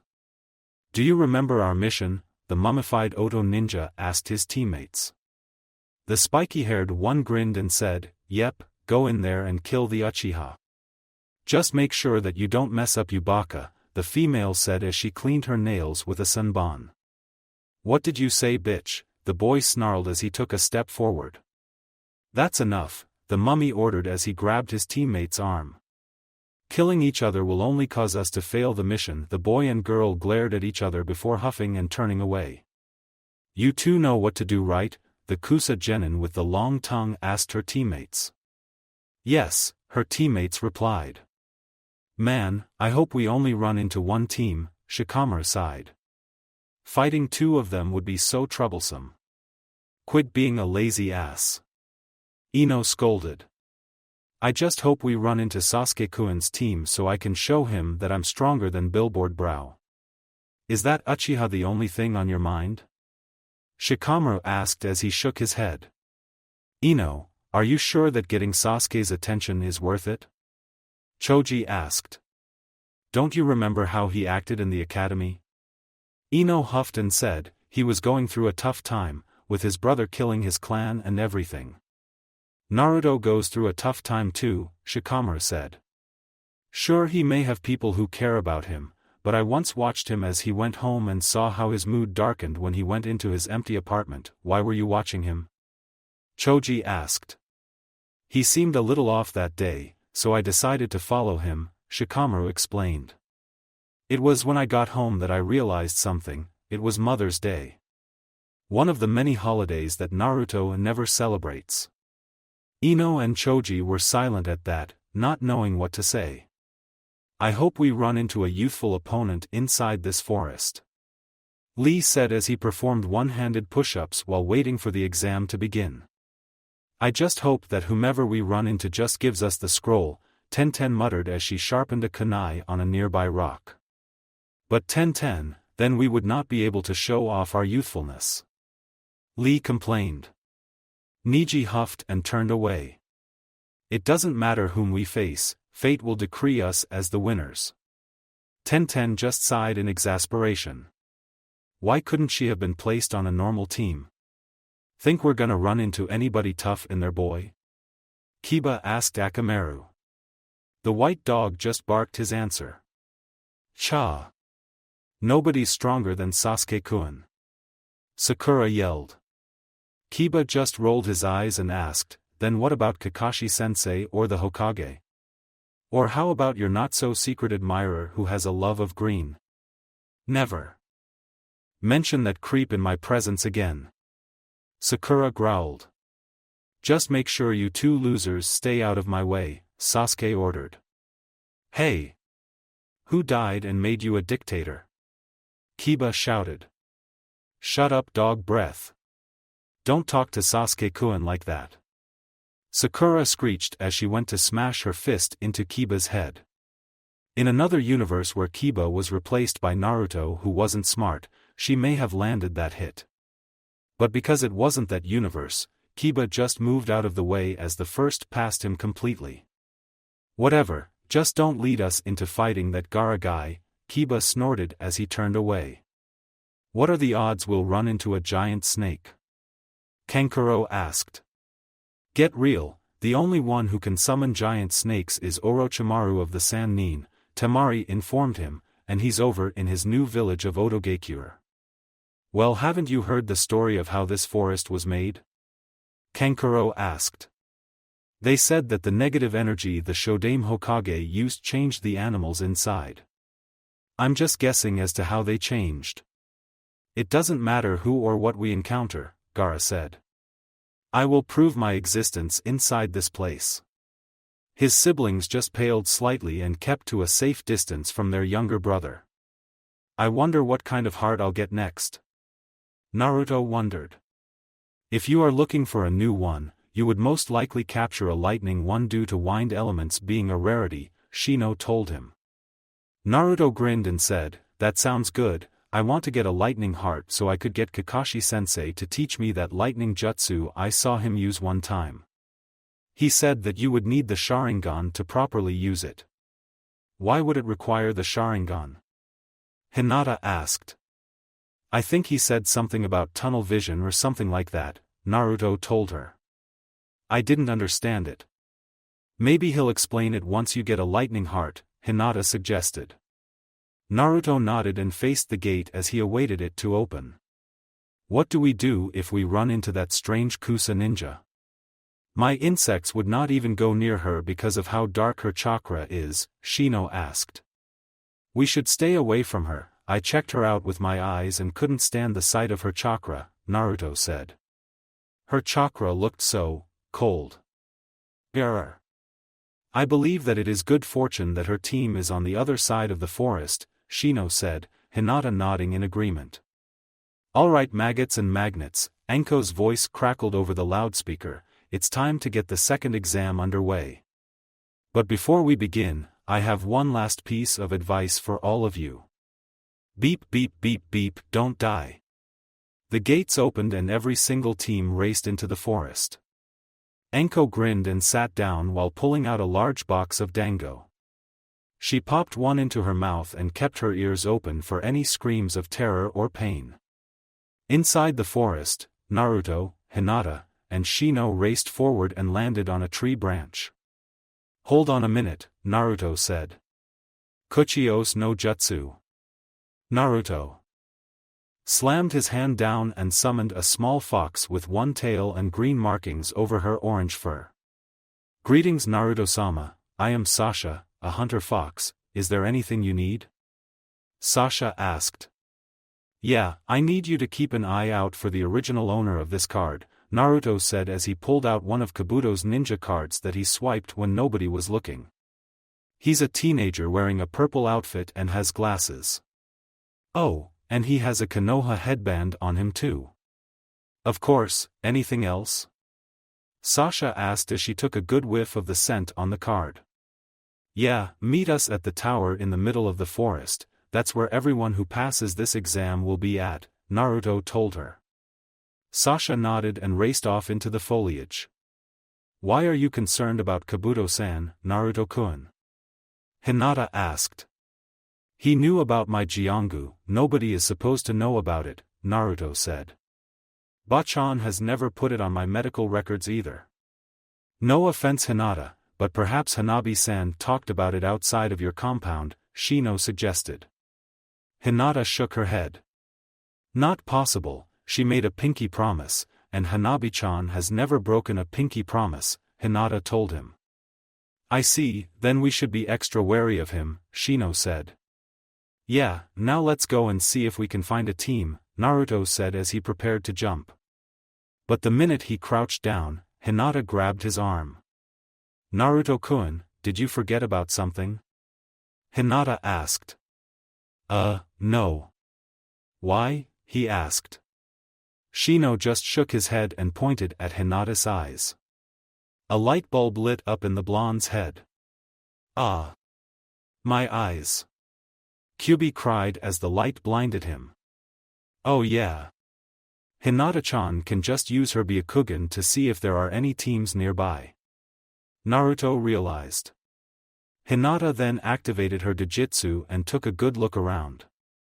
At the edge of her vision, she could see a team of Kyumo ninjas stalking a team from Suna that didn't have Gaara. On the other side of her view and she could see a team of AIM ninjas that were heading in their direction. "There's a team from AIM coming this way," Hinata told her team. "This is the perfect place to set up a trap," Shino said as he sent out a few bugs. "What makes you so sure?" Naruto asked. Shino just pointed upwards and his friends directed their gazes there as well, their eyes widening when they saw what was above them. "Are those what I think they are?" Naruto asked.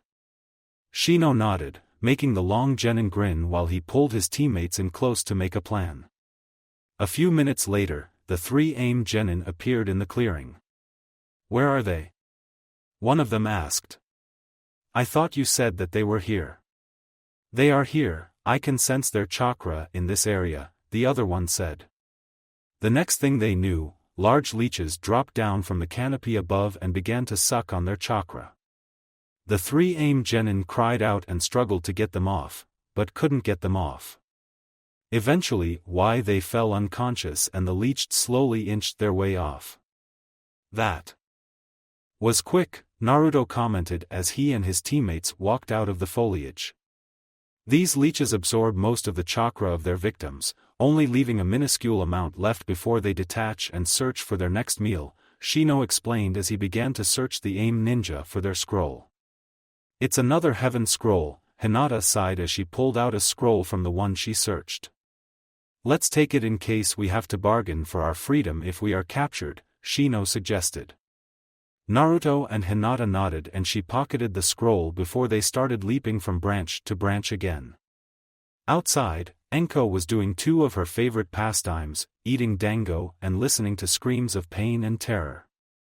As she was relishing in the screams of another group of genin that had fallen prey to something, a chunin dropped down next to her. "Excuse me Enko-san, but there's something that you should see," the chunin said. Enko sighed and pocketed her dango. "Alright, let's go." The chunin then lead Enko a half-mile out to a small gathering of chunin and jounin. "What's up?" Enko said as she dropped down. We found 3 bodies here, all of them were Kusa genin, a jounin told her. And? That's not much to make a fuss about, Anko said with an uncaring attitude. All we have to do is claim that they were inside the forest when they died. That would work, if this wasn't wrong with them, the jounin said as he stepped away so Anko could get a look at the bodies. Anko gasped when she saw that they were all missing their faces like someone just ripped them off. There's no mistake, Anko thought as she gripped her left shoulder, this is his justice. Anko then whirled around and said to the Chunin and Jounin, go to the Hokage and tell him that the snake stalks the firebirds. Once they all left, Anko then leaped towards the forest of death, thoughts of rage circling through her mind. With Team 8, our favorite trio of genin dashed through the forest cautiously, not wanting to fall into another team's trap. Man, it's been an hour and we haven't seen anyone. Naruto whined. The next thing he knew, Hinata had bashed him on the head with her bow. Do you want everyone to know where we are? Hinata asked as she gave him a small glare. No ma'am, Naruto mumbled as he hung his head. Inside his cage, the Kyuubi was rolling on the floor in laughter. Watch, Kyuubi made a whipping motion with his tail while shaking with laughter. Shut up. We're not even dating. Naruto yelled. Even though you're hoping to do so, Kyuubi pointed out with a large grin on his face. I have no idea what you're talking about. Naruto stuttered. The next thing he knew, his head was filled with images of him and Hinata dating, kissing, and dancing, along with them doing other things. Gah! Naruto was distracted so much that he missed the next branch and landed headfirst onto the ground. Naruto-kun! Hinata cried as she and Shino leapt down to him. Are you okay? What happened? Nothing, I just missed the branch, Naruto lied, not being able to look at Hinata without blushing heavily. Hinata raised an eyebrow at his actions but shook her head. Suddenly, a scream reached their ears, and the trio of friends realized that it came from close by. We should go check it out, Naruto said as he leapt to his feet. But what if it's a trap? Shino asked. Hold on a minute, let me check, Hinata said as she activated her Byakugan. Her vision became more pronounced and changed into 360-degree vision. Pushing some more chakra into her eyes, Hinata was able to see farther than normal. The farthest she could see was about 50 meters, but she was able to see a little farther every day she trained. Looking around, she could see a female Kusa genin that was being attacked by a wild boar. The only problem was that the genin seemed to be out of weapons and had a sprained ankle. Another thing that Hinata noted was that she had red hair that was similar to Kushina and Natsumi. There's a Kusa genin about 20 meters from here and is being attacked by a wild boar. She's injured and it doesn't look like her teammates are around, Hinata said. Well, what are we waiting for? Let's go help, Naruto said. Is it wise? For all we know it could be a trap, Shino said. Hinata shook her head and told him that there was nothing suspicious in the area. So without further arguments, the trio leaped into the trees. They came upon the Kusa Kunoichi and saw that she was backed against a tree while clutching a scroll as a large boar stalked towards her. Having seen enough, Naruto leaped into the air and shot out his threads, stabbing the boar through its body and pinning it to the ground. As soon as he landed, Hinata fired an arrow and pierced the boar through its forehead, killing it instantly. Yo, Naruto greeted as he turned around and faced the redhead, Hinata, and Shino jumping down next to him. Take the scroll. Just don't hurt me, the girl cried as she thrusted her scroll forward. Seeing the scroll, Shino sighed. We do not need your scroll, even if we did, it wouldn't help us. Damn it! Why do we keep finding heaven scrolls? Naruto yelled, causing a flock of birds to fly away from the forest. He then took a deep breath to calm himself. Sorry about that, I'm just a little frustrated. That's putting it lightly, Kyuubi muttered. Naruto just ignored him and turned his attention back to the girl. So what's your name? Naruto asked. I'm Karen, she answered. I'm Naruto Uzumaki. My name's Hinata Hyuga. Shino Aburame. You Uzumaki? But I thought that they were all dead. Karen wondered. Nope, there's a small number of us here in Konoha, Naruto told her. Then, I'm not alone? Karen asked. What do you mean? Hinata asked. Well, my Ka-chan told me that we came from a powerful clan, Karen began, one that came from an area between Konoha and Kiri. I lived with her and my Nachan in Kusa before we were separated. All I know is that Ka-chan died and that my sister is somewhere. I knew it. Kyubi cried in triumph. What the hell are you talking about? Naruto roared back. This girl is an Uzumaki. The red hair is proof. Kyubi told him. Just because she has red hair doesn't mean that she's an Uzumaki, Naruto told him. True, but she has this particular shade of red that all Uzumaki possess. Nobody else has it, the bijou informed him. Naruto then took a good look at Karen's hair and realized that it was the same type of red that Kushina and Natsumi had. You are an Uzumaki, Naruto stated. How can you tell? Shino asked. Ka-chan told me that the Uzumaki clan possesses a certain type of red hair, Naruto began. I'm not red-headed because my father's genes are stronger than hers. But back to the main topic, Karen here has the Uzumaki shade of red hair. Too bad it doesn't help me back in Kusa, Karen muttered as she rubbed her ankle. Seeing their confusion, she elaborated. I'm not liked in Kusa, people don't really like me and they treat me like a tool because of my advanced sensory abilities. How about you join Konoha? Naruto suggested. I'll become a Nukenin then. Karen shouted. Not really, Shino said, you're inside the forest of death in a survival test. Kusa will most likely think that you and your team perished inside here and they will eventually forget about you, allowing you to live a life here without fear of being discovered. That sounds like a good idea. Naruto said with a large grin. Wait a minute. Hinata shouted. What about your team? Those bastards died against some Suna guy, Karen said. I told them that he was too strong for them. So they ran into Gaara. Naruto muttered. You know that guy? Karen screamed. We met before the exams started, Naruto explained. He said that mother would enjoy my blood, whatever that means. We should move out now, we're still in need of a scroll, Shino said. Right, so you ready to go? Naruto asked his relative. Karen sent him a glare and said, in case you haven't noticed, my ankle's sprained. Naruto shrunk under her glare and Hinata went to heal Karen. She activated her Byakugan and struck several points on the ankle to help heal it. What are you doing? Karen asked. There are tenketsu on the body that speeds up the healing process, Hinata explained. I'm striking that tenketsu so that your ankle will heal faster. After a few minutes, Karen's ankle was better, a little sore, but now she was able to travel without any problems. Okay, let's go, Naruto said as he and his friends jumped into the trees.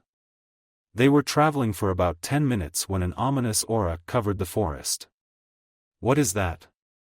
Hinata asked, shivering a bit. I don't know, but it's making my insects very uncomfortable, Shino said.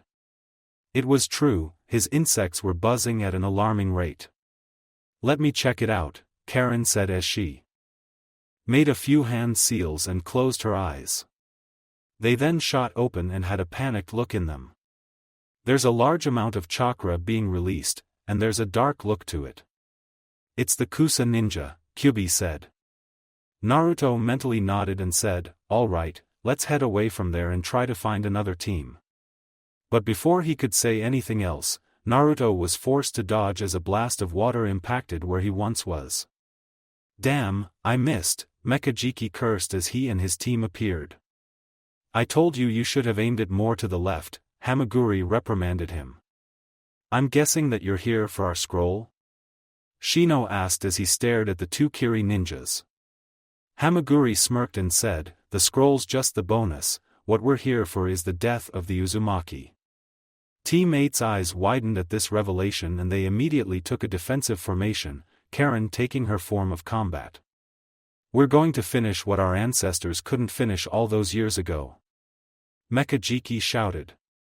Just try, you'll be dead before you even realize it, Naruto said as his eyes hardened. Hamaguri then took a good look at Naruto before something clicked in his head. Hey, doesn't he look like the Sandaime Hokage? Mejikiki tilted his head a little and said, you're right. Take away those scars on his face and he would look just like him.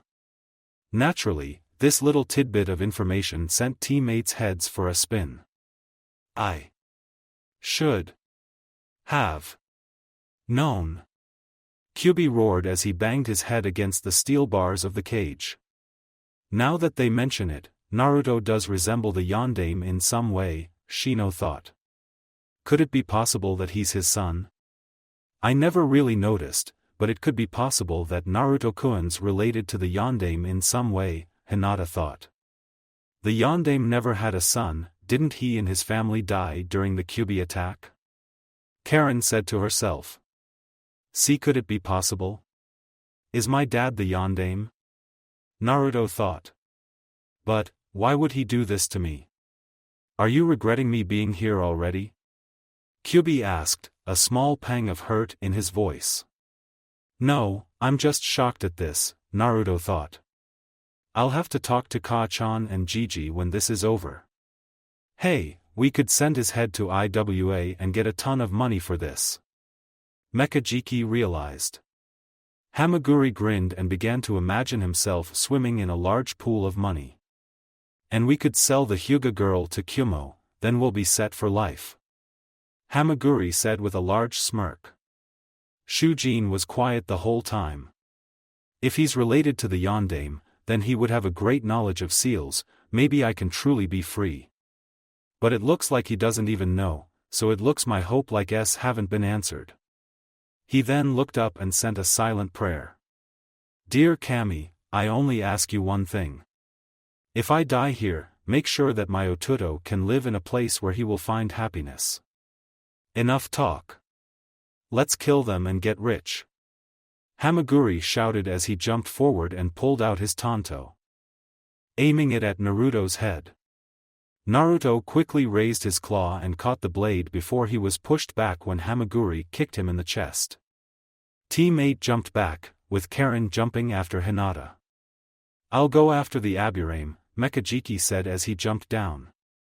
I'll take the Kunoichi, Hamaguri said with a lust-filled grin on his face. Mekajiki groaned and said, make sure you think with your upper head this time. Don't worry, I'll save one for you, his teammate said as he laughed. And you, worthless scum, will be taking the Uzumaki. Shujin nodded and the Kiri Genin leaped after their targets. Shino versus Mekajiki, Shino cursed as he landed, he was forced away from his teammates and had no idea where they were. What was worse was that he had no idea what these Kiri Genin were capable of aside from their weapons. Mekajiki suddenly landed across from him with a smirk on his face. He took out his Kuzurigama and began to twirl the chain that weighed on the end. An Aburame, and the air no less, this should be interesting, the Kiri Genin said as he took a step forward. He then jumped back as a small swarm of insects shot towards him. He freed his hands and began to make seals. Suetun, Teppadama. Mekajiki cried as he shot small spheres of water at the insects, forcing them to scatter, lest they be drowned. Shino frowned and pulled out his swords before he rushed the Crier Genin and slashed at him with one of the blades. Mekajiki blocked the strike with the chain before he jumped back to avoid Shino's second strike. Shino then thrust a sword forward and scratched Mekajiki's side. Interesting, I've always heard that the Aburame were ones who fight from afar, Mekajiki commented as he sent the weight at Shino. I decided to become unique and try something that only a small few in my clan have done, Shino explained as he dodged the attack and went to slash his opponent's chest. The Kiri ninja jumped back, but still received a small cut on his clothes. Mekajiki swung his kuzurigama like a lasso and sent it flying towards Shino. He ducked underneath it and rolled to the side when his opponent pulled on the chain, forcing the blade to come back to him. Shino then raced forward and threw a punch at his opponent, who blocked it with his forearm. Mekajiki jumped back while firing a teppadama at Shino, preventing him from following. "Well, I suppose it's time to end this," Mekajiki said as he prepared to throw the weight toward Shino. "You're right," Shino said as he sheathed his katanas, "this battle's over." Giving up Mekajiki was cut off as he suddenly felt tired. Sensing an itching sensation on his legs, he looked down and saw that his legs were covered by insects. "How?" Mekajiki gasped as he struggled to stay on his feet. "When you blocked my punch before, I planted a female insect on you," Shino explained. She released a scent that only her male counterparts could detect. "I had them burrow through the ground and crawl up your legs to drain your chakra when you jumped back. To think that I've been bested by a bloodline scum." Mekajiki groaned as he fell to the floor in a heap. Shino let out a sigh of relief and jumped away to find his friends.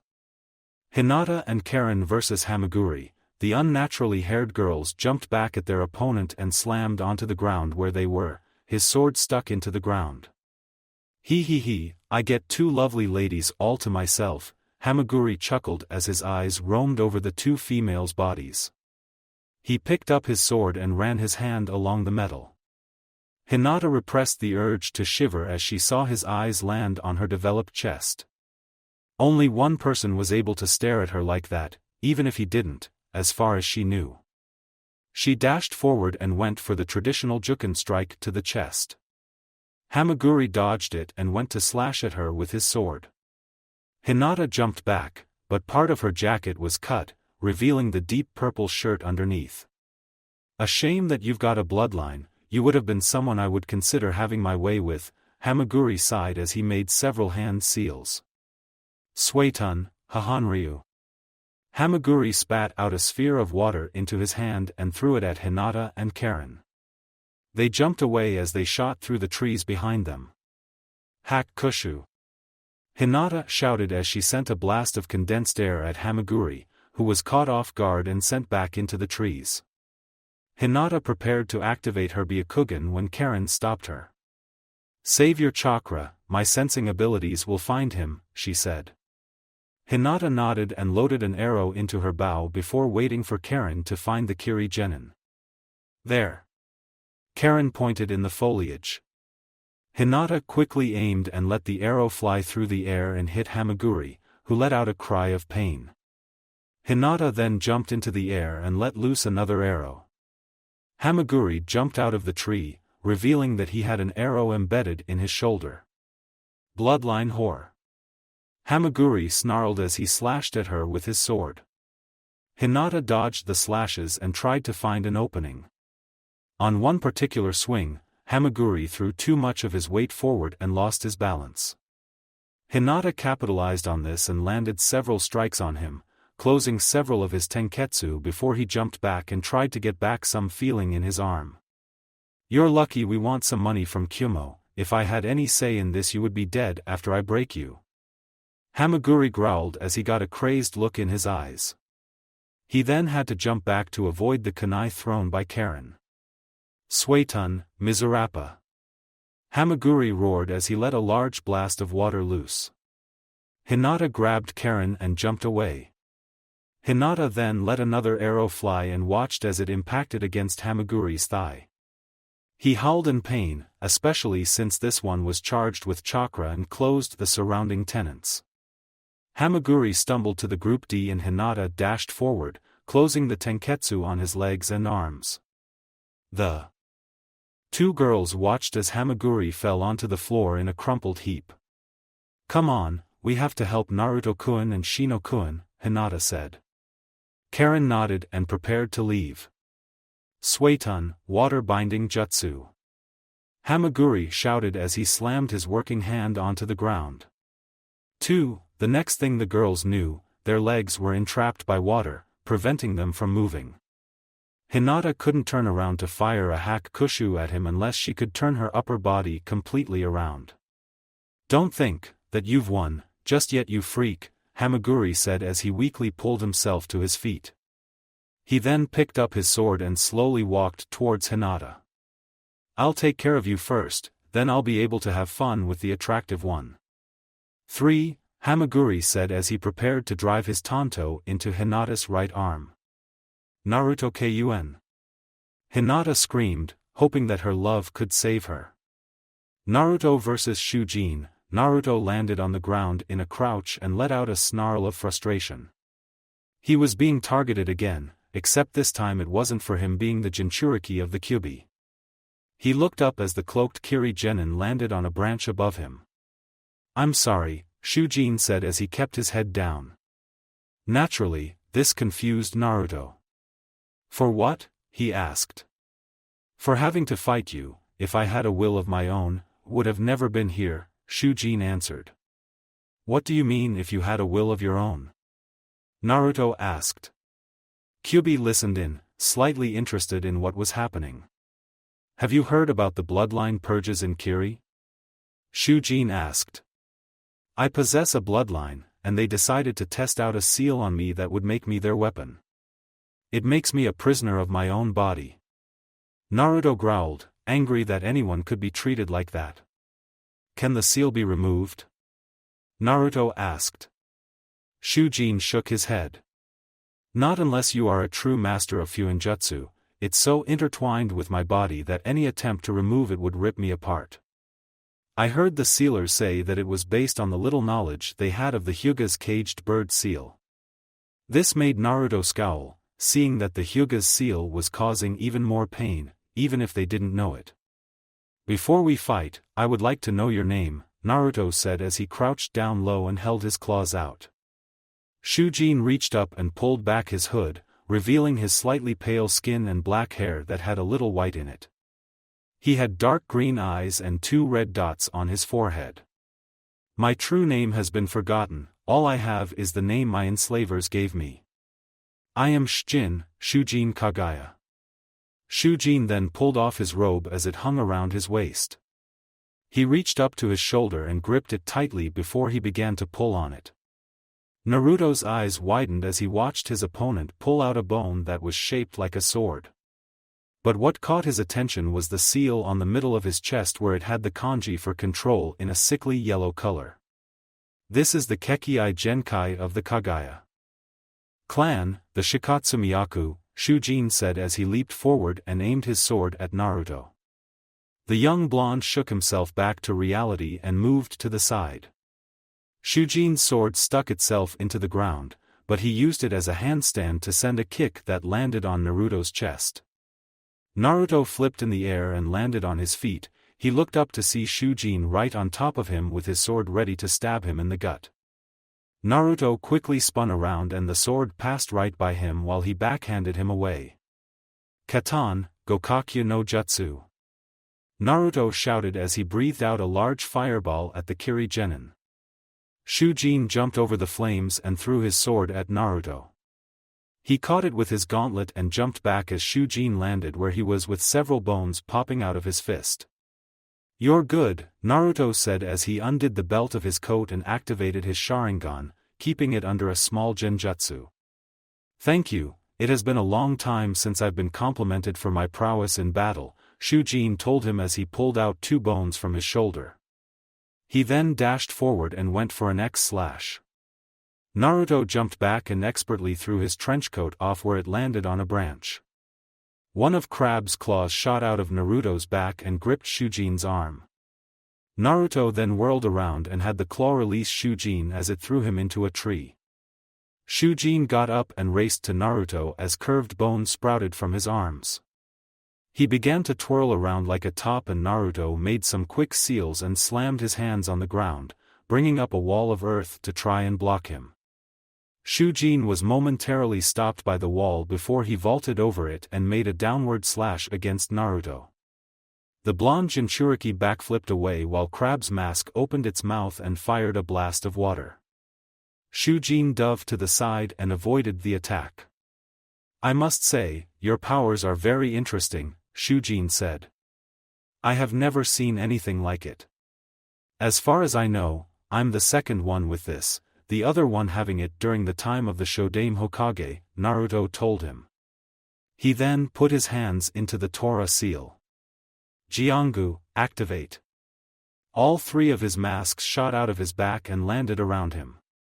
Shujin was surprised and couldn't avoid Titan as he landed a rock-hard fist into Shujin's gut, sending him into a tree.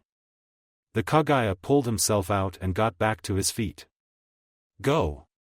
Naruto commanded as Fox dashed forward and head-butted Shujin back into the tree. Titan then jumped into the air and dove down to slam his fist into the Kaguya, who managed to get out of the way. But before he could do anything, he was forced to duck down as Crab shot out a barrage of teppadamas from his claws.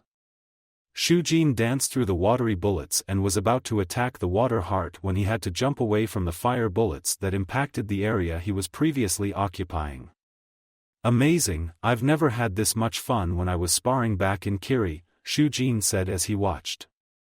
Naruto and his hearts. Naruto Kun. Hinata's scream rang out through the surrounding area. Naruto's eyes widened and he quickly turned to see Hinata about to lose her arm to Hamaguri. In a burst of speed, Naruto channeled the Kyuubi's chakra and raced over there. Hinata closed her eyes in fear, but then she felt herself being roughly shoved to the side. She looked over and saw Naruto standing where she was trapped. She looked on in horror and couldn't utter a word as she saw the sword descend. Naruto looked at Hinata, thankful that his best friend was safe. He then looked at the sword as it descended. It didn't help that his Sharingan showed that it would probably kill him. He knew that he wouldn't die, just lose a heart and get revived, but the thought of dying installed a good amount of fear into his mind.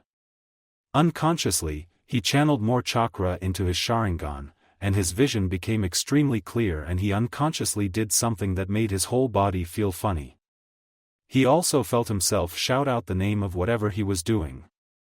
Kamui.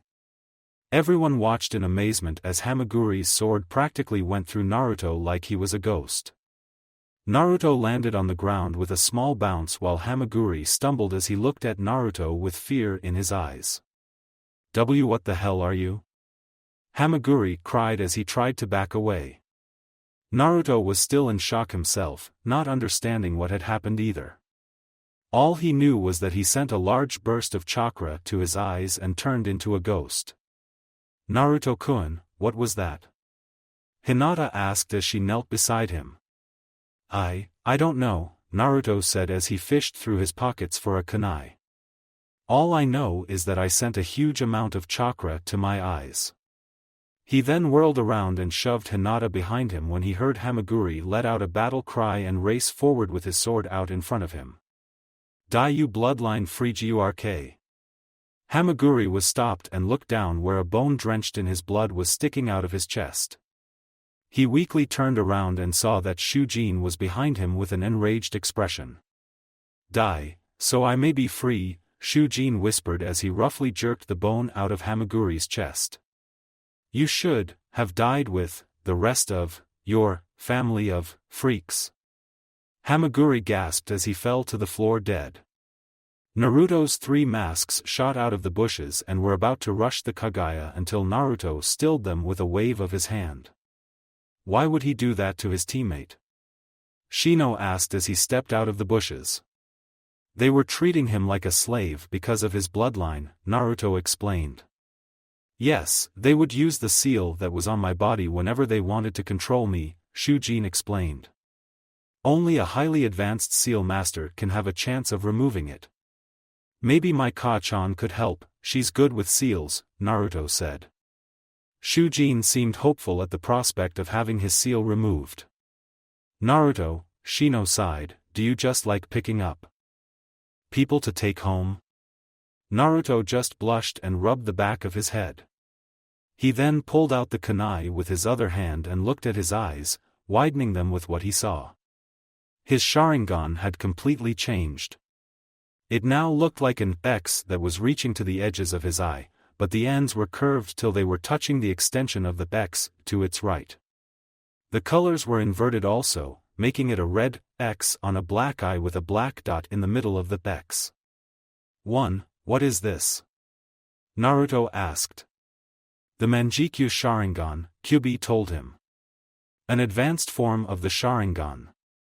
I'll explain more of it once you're asleep for the night. It looks like another evolution of the Sharingan, Hinata noted.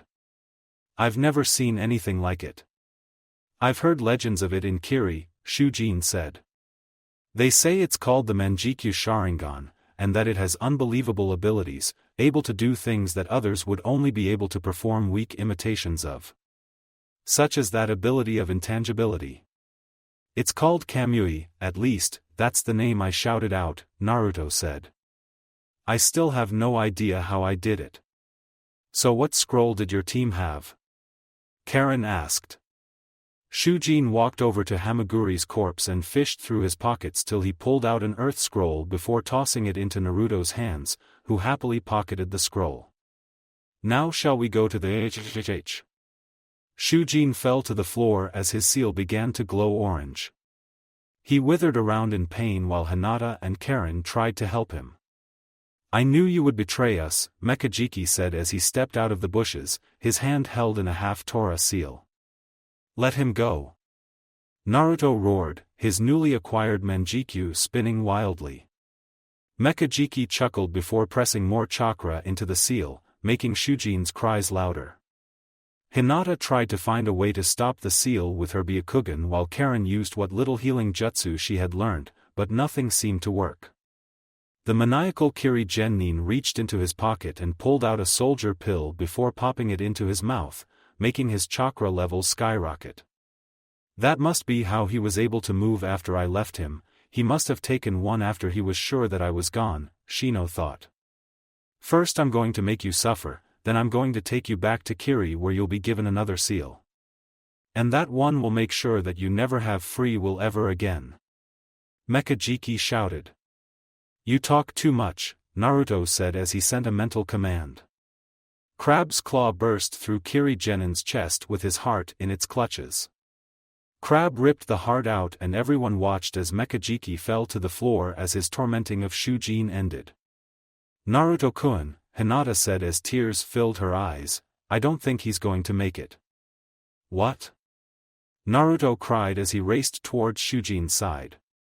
The seal damaged his internal organs, just like how the brain would be damaged when someone would use the caged bird seal on a branch member, Hinata explained.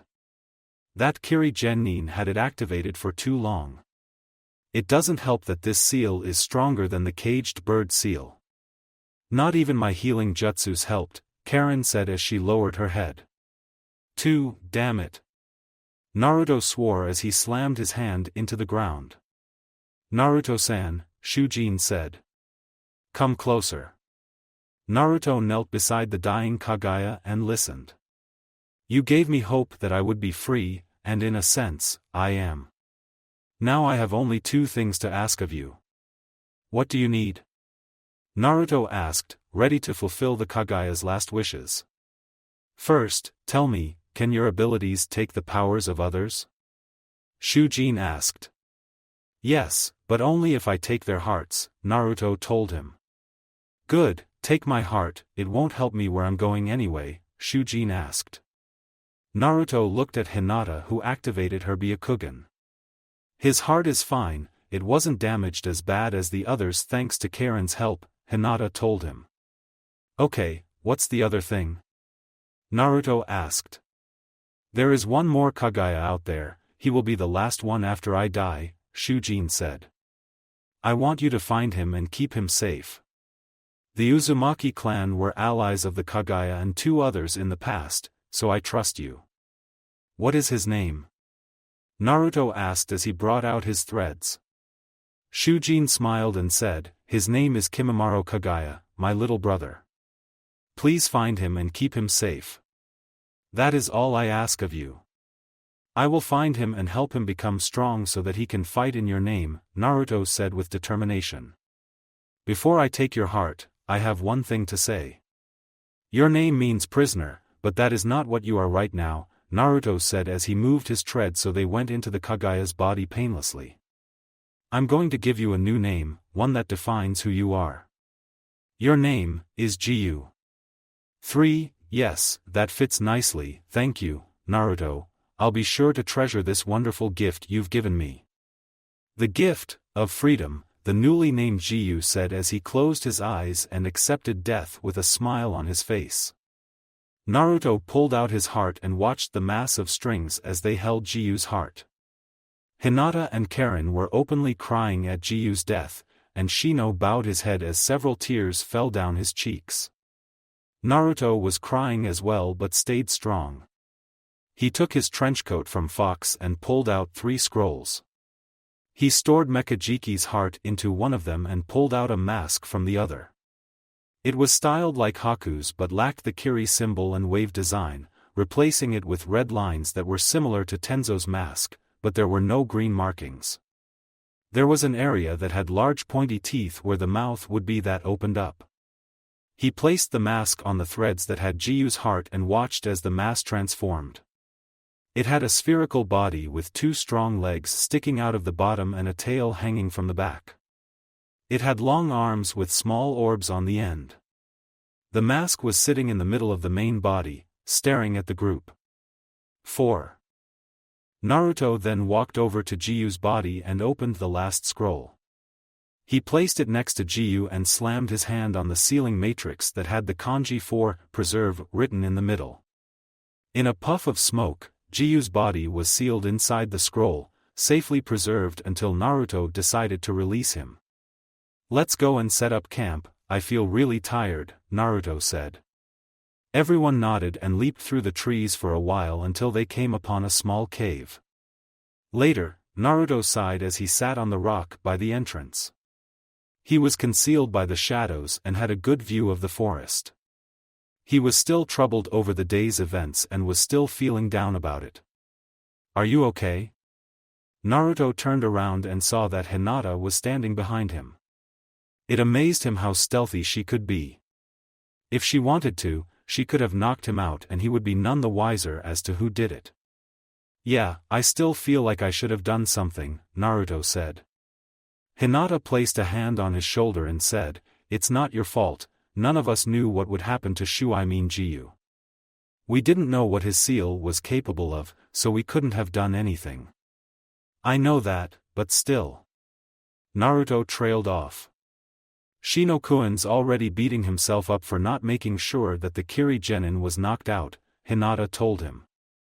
You can't save everyone right now, Naruto-kun, but that doesn't mean that you can't do it when you're stronger.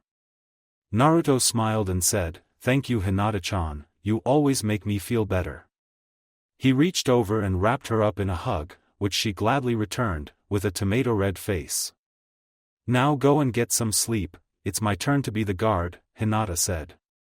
Naruto nodded and went back into the cave before crawling into his sleeping bag. He closed his eyes and let his mind wander. He opened them again and saw that he was inside his mindscape, except he was in the hallway instead of in front of Kyuubi's cage. Why am I here? I thought I would be at the cage? Naruto wondered. He heard water being moved around and turned to see someone he never expected in his mindscape. Oh, hello Tenchi-san, are you here to take me to where I will spend all of eternity? Jiyu asked. And why have you taken the form of my friend Naruto?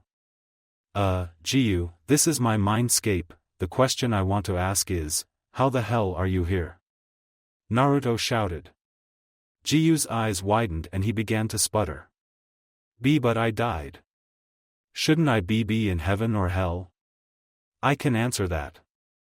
Naruto and Jiyu looked to the side and saw a hallway where there was a red glow. What did you do, Kyuubi?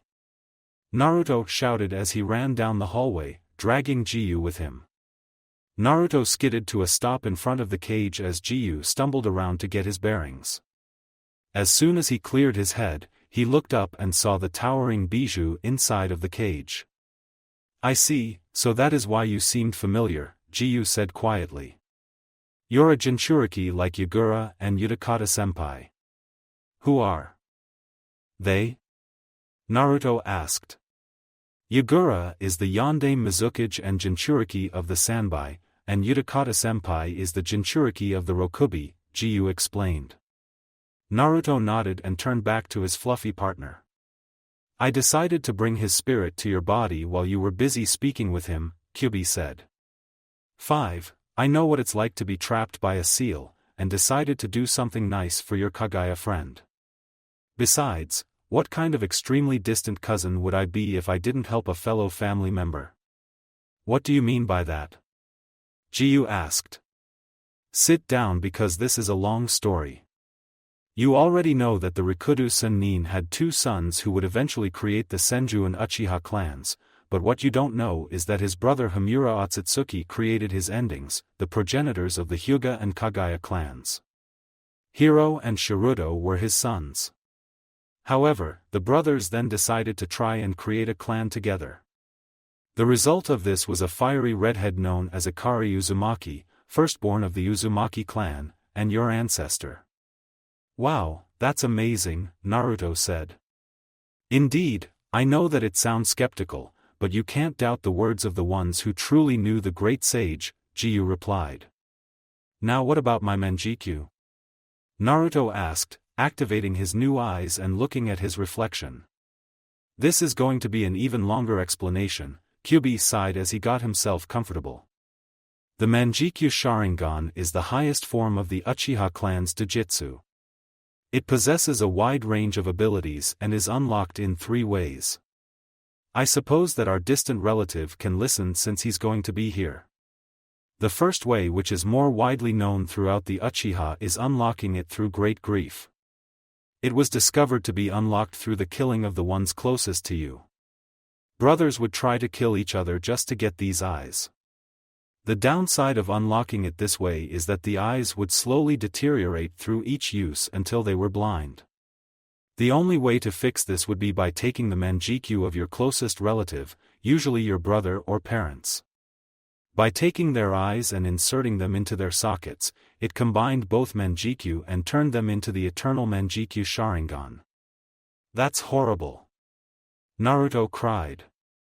Indeed, but back then, people would do anything for power.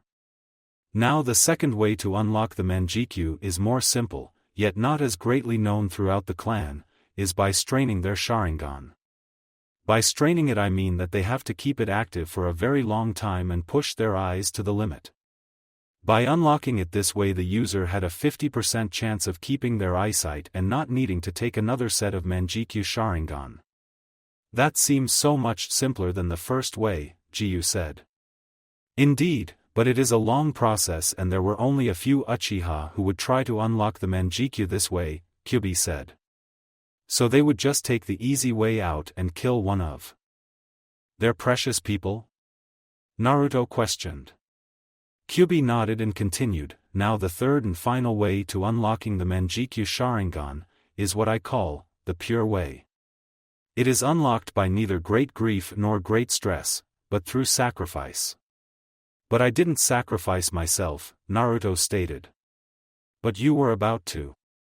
When you shoved your little vixen out of harm's way, you did not even stop to think about what you were doing, you just acted because you wanted to protect her. When you attempted to sacrifice yourself, you activated the Manjikyu through pure intentions alone, not by being greedy and killing a loved one, but by being protective and saving one of your precious people. Unlocking the Manjikyu Sharingan this way prevents make you lose your sight, and can give you the potential to have eyes stronger than the eternal Manjikyu. Wow, so what can this Manjikyu do? Naruto asked. I don't know, but I can direct you to the Uchiha clan's shrine where they have Jiji's tablet. It's a record of what happened during his lifetime and the things he did. He also put in a listing of what the Manjikyu can do after having his Uchiha son perform them. My siblings helped him create it, using our powers so that it would never be destroyed. Now it's time you woke up, morning has come, Kyuubi said as he took a big breath and blew Naruto back into his real body. Morning, Naruto groggily opened his eyes and sat up, stretching and popping his stiff joints. He looked around and saw that Shino was awake and checking his supplies, Karen just walked in as it was her who had the last shift for the night. He looked to his left and saw Hinata wrapped up in her sleeping bag like a mummy, causing him to snicker at her. Deciding to lighten the mood, he unsealed a cinnamon bun and blew on it, pushing its scent towards Hinata. She quickly unraveled herself and leaped towards Naruto, who dropped the cinnamon bun and dove towards safety. Hinata quickly snatched up the snack and devoured it. She had a dreamy look in her eyes when she realized where she was. "I did it again, didn't I?" Hinata asked as she tried to hide her red face. Naruto just nodded with a large grin on his face while Hinata tried to become a turtle. "As amusing as this is, we still need to get to the tower," Shino said. "Bug Boy's right, I don't feel like having another run-in with another team of psychos," Karen pointed out. Naruto just chuckled and rubbed the back of his head. He then picked up a scroll out of his pocket and unsealed the mask that had Jiyu's heart. He looked at it in deep thought. "How do you work your Kekkai Genkai?" Naruto asked. "You focus your chakra into your bones and control its growth," Jiyu informed him. "You can alter its shape and density to however you wish." Naruto closed his eyes and did as Jiyu said. After sending the chakra through to his new heart, he opened his eyes and watched the changes happen. 2 large curved bones sprouted from each shoulder, acting like shields. 3 rows of spines popped out of the back, converging into 1 row as it went down the tail. 4 sharp claws came out of orbs and curved themselves. 3 talons crawled out of its feet while another bone slowly made its way out of the heel of the foot. "I'll name you Shredder," Naruto said, thinking that it was the appropriate name for a creature with a lot of sharp weapons. "Fitting name," Shino noted. Hinata and Karen just nodded in agreement and Naruto sealed up Shredder once more and changed the kanji on the seal so it now said its name on the scroll. "I can't wait to try this guy out on someone," Naruto said giddily. Shino shivered at the thought and tried to focus on something else. 5 minutes later, Teammate and Karen were jumping through the forest towards the tower when Naruto stopped them. "What's wrong?" Karen asked. "I get the feeling that we're being watched," Naruto said. Hinata activated her Byakugan and looked around. "I see a blob on chakra in the tree line above us, but I can't tell what it is," she said. "Suetun, Teppadama." Naruto fired a water bullet at the area Hinata pointed him to and punctured a hole through the tree. "Strange, now it's gone," Hinata told him as she looked around. "My insects can't tell what it was, but they say that the chakra was familiar," Shino informed them. "Must have been a Konoha ninja," Naruto said. "Hang on, I'm sensing about 12 chakra signatures converging in one place," Karen said. "We should go and check it out," Shino said. "Some of our former classmates might be there." $20 says that Sasuke team dragged his team into something they couldn't handle, Naruto said, hoping that someone would take that bet. "Naruto-kun, nobody would bet against you, especially since you're the opposite of Tsunade-sama," Hinata pointed out. Naruto just laughed and motioned for Karen to lead her new friends toward where she sensed the chakra signatures. With Team 7 and Team Dosu, Kiba swore as he and Akamaru knelt down on the floor in pain. That mummy Oto Shinobi, Dosu if he remembered, had used a device on his arm to emit sound waves to incapacitate his enemies. And with Kiba being an Inuzuka, the attack hurt him even worse along with Akamaru. He looked over to where Lee lay on the floor, having been the original target of the attack. The green-clad genin had jumped in to help them after they were resting from their encounter with Orochimaru.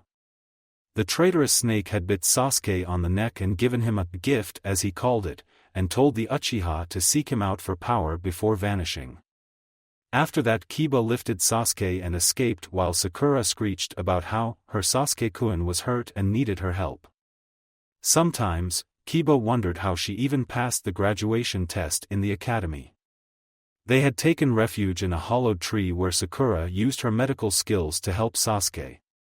Kiba was surprised that she even knew some because she would stalk the Uchiha Saiyan every day. Now they were being attacked by the Sound Trio who had assaulted Kabuto at the beginning of the exams. They claimed that it was their mission to kill Sasuke, not surprising to Kiba considering that he was the last loyal Uchiha in Konoha. Even though he wanted to let them at the Downed Avenger, 3 things would cause him trouble if that happened. 1. Sasuke was part of his team, which was by proxy, his pack. All Inuzuka were taught at a young age to defend the pack. So even though he was a prick, Sasuke was still a member of the pack. 2. His mother would find out and rip him 3 new ones. Especially since she taught him all about being a part of a pack. 3. Sakura would wail and moan at the top of her voice until everyone in the world went deaf. Kiba shuddered at the last one. He had a sinking feeling he would still be able to hear her even if his ears were ripped off. Ha! These Konoha ninjas aren't so tough. The Oto-in with the spiky black hair, Zaku gloated as he looked at Kiba. Their kunoichi is even worse, the Oto kunoichi, Kin sneered as she held Sakura by her hair. Just look at this one, probably spends her time putting on makeup just to impress her Prince Charming. Just shows how superior Otogakure is, the leader, Dosu said. Kiba growled and took a step forward. I wouldn't do that if I were you, Kin said as she pulled harder on Sakura's hair, making the girl cry out in pain as the Oto kunoichi tried to pull the hair out of her scalp. Unless you want this wannabe kunoichi to see why she should just leave the fighting to the experts. Don't mock me.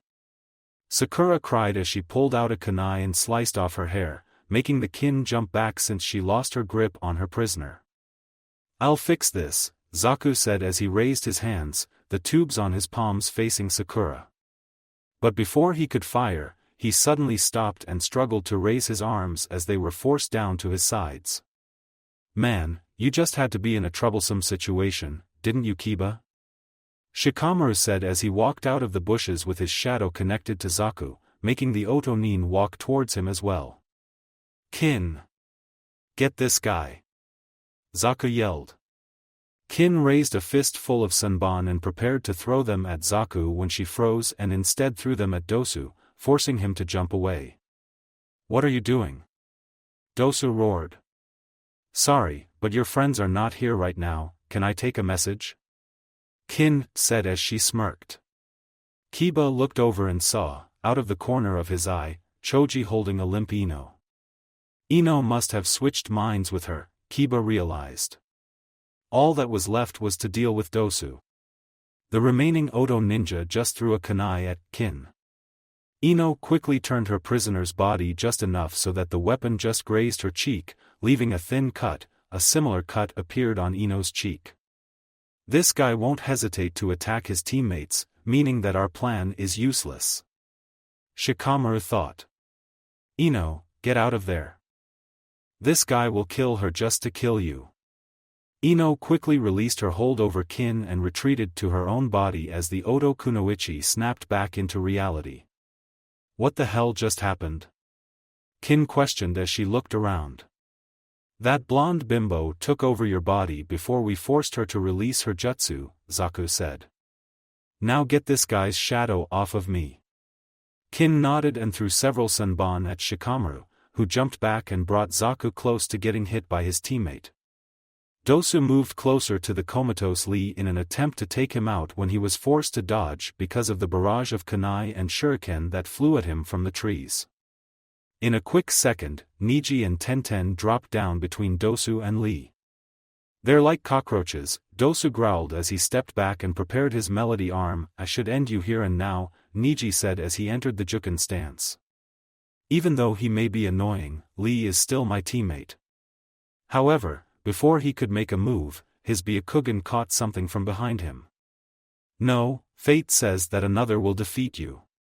At this time, Teammate and Karen landed in the clearing. Looks like there's a party going on, Naruto said as he looked around.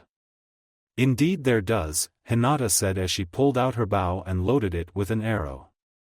Just then there was an explosion of dark chakra from the small cave where Sasuke was as a black mist flowed out. Inside his mind, Kyubi growled as he sensed the dark chakra being emitted. Everyone looked as Sasuke stepped out of the cave with black markings on his skin. "Sakura, who did this to you?" Sasuke asked in an eerily calm voice. Sasuke-kun, Sakura managed to get out as she observed her not-so-secret love. "Answer me," Sasuke demanded. "I did." Zaku gloated. "What are you gonna do about it?" Zaku. "Wait." Dosu cried out as he saw the markings on Sasuke's body. "Don't worry Dosu, I'll take care of him." Zankukyakua. Zaku fired a massive gust of wind from the holes in his palms that leveled everything in front of him. When the dust settled, the area was blown to bits and Sasuke was nowhere to be seen. Was that supposed to do something? Sasuke asked as he stood behind Zaku. Before he could react, the Uchiha had kicked the Oto ninja to the ground and grabbed his arms. "You seem pretty proud of these arms, I wonder what would happen if I took them away." Then Sasuke placed his foot on Zaku's back and began to pull on his arms. "For some reason, that brat's become even more bloodthirsty than before," Kyubi said. "There's something on him that's enhancing his desire for pain and suffering." Zaku fell unconscious as the pain of having his arms broken was too much for him. Sasuke grinned evilly and looked over and saw Naruto. "Uzumaki. Fight me right now so I can show everyone my superiority," Sasuke demanded. But due to his crazed state, he never noticed Kiba as he snuck behind him and struck him in the back of the neck, effectively knocking him out. "What did you do to Sasuke-kun?" Sakura screeched. Ino would have shouted something as well but was too busy holding her aching head after Sakura's yell. After shaking the ringing from his ears away, Kiba turned to Sakura and said, "I was making sure that he didn't do anything stupid. In case you haven't noticed, we're surrounded by enemies." He then turned to Dosu and said, "Leave your scroll and I'll let you leave with your teammates." Dosu weighed his options for a second before pulling out his scroll and setting it on the ground before collecting Zaku and Kin and leaving. While this was going on, Neji turned his attention to Hinata and said, "Hinata-sama, must you embarrass the Hyuga clan by using something as useless as a weapon?" In another dimension where Naruto never got the Jiongu and never became friends with Hinata early on, she might have faltered and stuttered some form of apology. But this isn't that dimension. So Hinata looked at Neji directly in the eyes and asked, "Neji and I-san, are you jealous about the fact that I'm allowed to use a weapon and you're not? Do you see this as another main family privilege?" Neji saw red and was about to take a step forward when Tenten grabbed his arm and said, "We don't have time for this, we need to get out of here so Lee can get some proper medical attention." Hinata noted that Neji seemed to calm down a little when Tenten spoke. She filed that away as teasing material if her suspicions were right. Neji nodded and picked up Lee while he and his teammate fled the scene. "You know, we could just take your scroll since you guys are already down," Shikamaru said to the conscious members of Team 7. Kiba tensed up and Sakura looked nervous. "What do you need?" Naruto asked. "Heaven," Shikamaru said while raising an eyebrow. He quickly caught the scroll that Naruto threw at him and asked, "You're just giving it to us?" "We've got extras," Shino said as he pushed up his glasses. Shikamaru raised an eyebrow but didn't say anything as he and his team left the area. "Hey!" Kiba shouted as Team 8 prepared to leave. "You wouldn't happen to have another extra, would you? Ours was kinda destroyed when Sasuke tried to trade it for his life." "Don't say bad things about Sasuke-kun," Sakura yelled. After regaining her hearing, Karen reached into her pouch and tossed Kiba the other heaven scroll they had. Kiba caught it and raised an eyebrow at the fact that Akusa Genin was with them. He was a little wary due to their last encounter with one, but Karen didn't smell like snakes so he wasn't worried that much. "See ya at the tower," Naruto said as he and his friends jumped away. 2 hours later, the tower. "So what are we supposed to do now?" Hinata asked. "I think we have to open the scrolls," Naruto said. "But the proctor said that we shouldn't open the scrolls," Karen said. Naruto shook his head and told her, she said not to open the scrolls until we reached the tower. I believe that Naruto is right, Shino said. But first I would like to know something. Hinata, can you use your Byakugan to see what is in the scrolls? Hinata nodded and took a good look at the scrolls before saying, they look like the kanji that appears when Naruto-kun performs a summoning. Maybe we need to overlap them when they open? Worth a shot, Naruto said as he made 2 Kage Bunshin. The clones took the scrolls and quickly opened them up while the rest of Team 8 stood back. In a puff of smoke, Irika Yumino stood before them. Irika-sensei! Naruto shouted in surprise. Irika gave a large grin and said, wow, you guys were the 4th team to arrive, and the first team from Konoha as well. And it's only the 2nd day. Ha! I knew we were awesome. Naruto shouted as he pulled Shino and Hinata into a group hug, with the Aburame trying to escape. So who's your new friend? Irika asked as he looked at Karen. Oh yeah, Naruto realized as he remembered his new cousin. This is Karen, I think that she may be an Uzumaki. I want to go and see Gigi make sure. Excuse me Irika-sensei, Shino interrupted, but who arrived before us? Irika thought, first it was a team from Suna with a redhead carrying a gourd. The second was a team from Kyumo, the third was a group from Taki with a green-haired girl, and I thought Sakura was the only one to have weird hair. That's Fu, our new friend, Hinata said.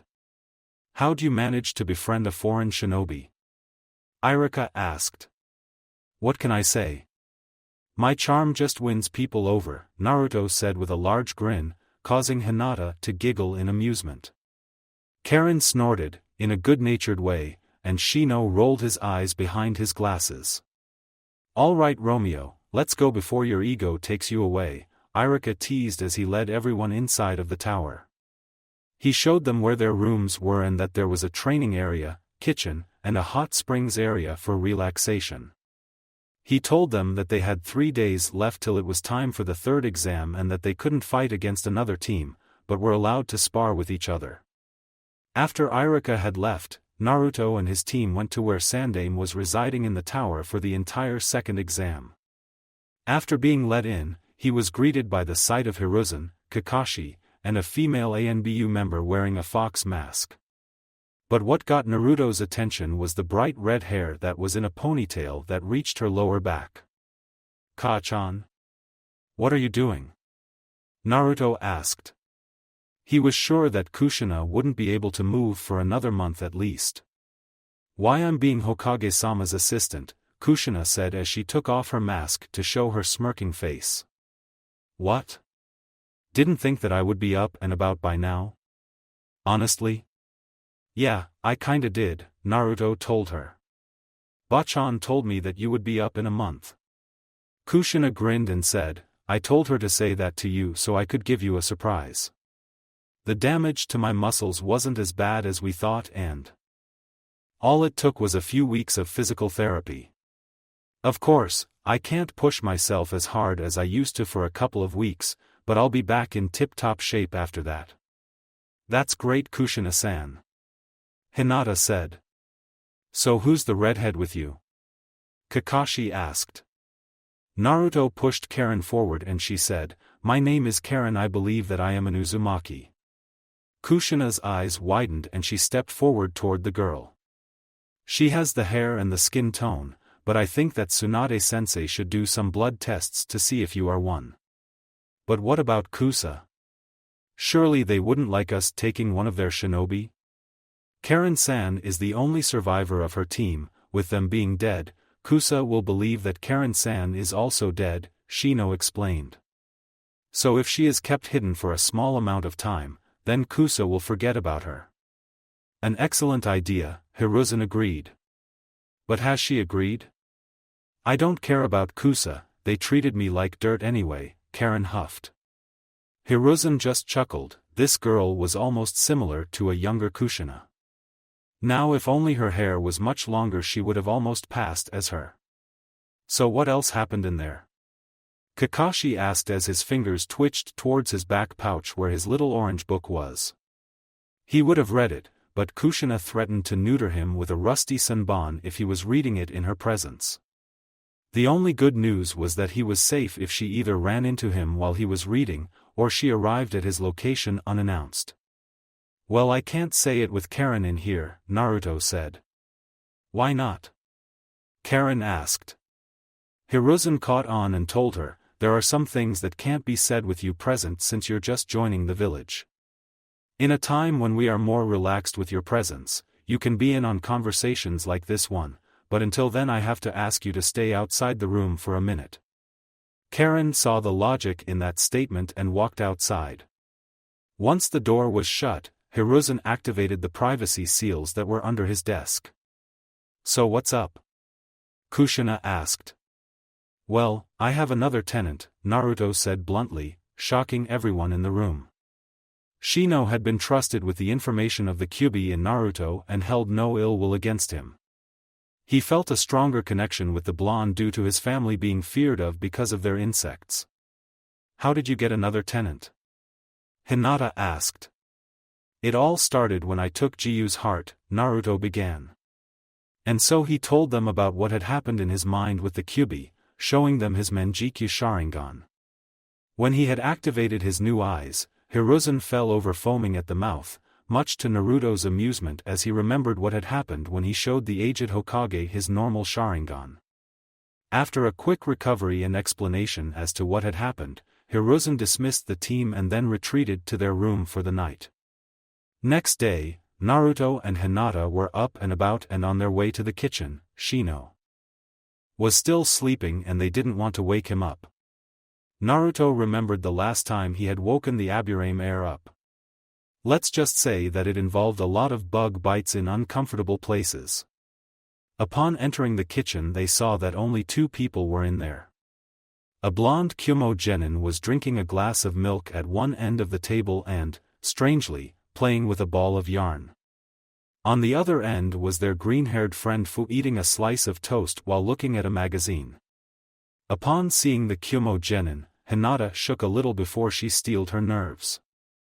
Naruto smiled seeing his best friend starting to get over her fear of Kyumo ninja. "Yo Fu!" Naruto called out. The Taki Kunoichi looked up and smiled seeing her friends. "Hey guys, I'm glad that you got here. I was afraid that I was gonna go crazy without some more friends," Fu told them. "More? Did you make some more friends, Fu?" Hinata asked. "Yup, over there is Yujito ni, she helped me against a team of AIM when my teammates left me there to distract them," Fu explained as she scowled at the mention of her team. Yujito got up and walked over to the trio while eyeing Naruto curiously. "Nice to meet you Nine," Yujito said as she extended her hand. Naruto looked at her with a look of shock on his face until he heard Kyuubi in his head. Asterisk sniff sniff asterisk smells like hairballs, soot, and kitty litter, Kyuubi said. "Oh. I also smell raging hormones, looks like Nibby's getting horny again." 6. Nice to see you as well Miss 2, Naruto greeted as he shook her hand. Hinata caught the hidden meaning between the words and her eyes widened. "There's another Jinchuriki here?" Hinata asked. "I thought that it was only you, Gaara, and Fu." Kyuubi said that he thought that he smelled another but wasn't sure until now, Naruto explained. "You know about his tenant and are okay with it?" Yujito asked. "I know the difference between a kunai and the scroll it's sealed in," Hinata deadpanned. Yujito just smiled sheepishly and looked away. "So I'm guessing that you're treated badly in Kyumo?" Naruto asked.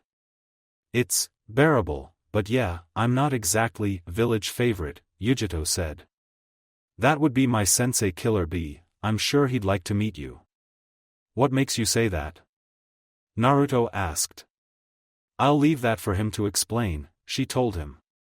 "Well, I've gotta go, my team's doing some training in a few minutes." She waved by as she left the kitchen and walked off to the training area. "So how have you been doing, Fu?"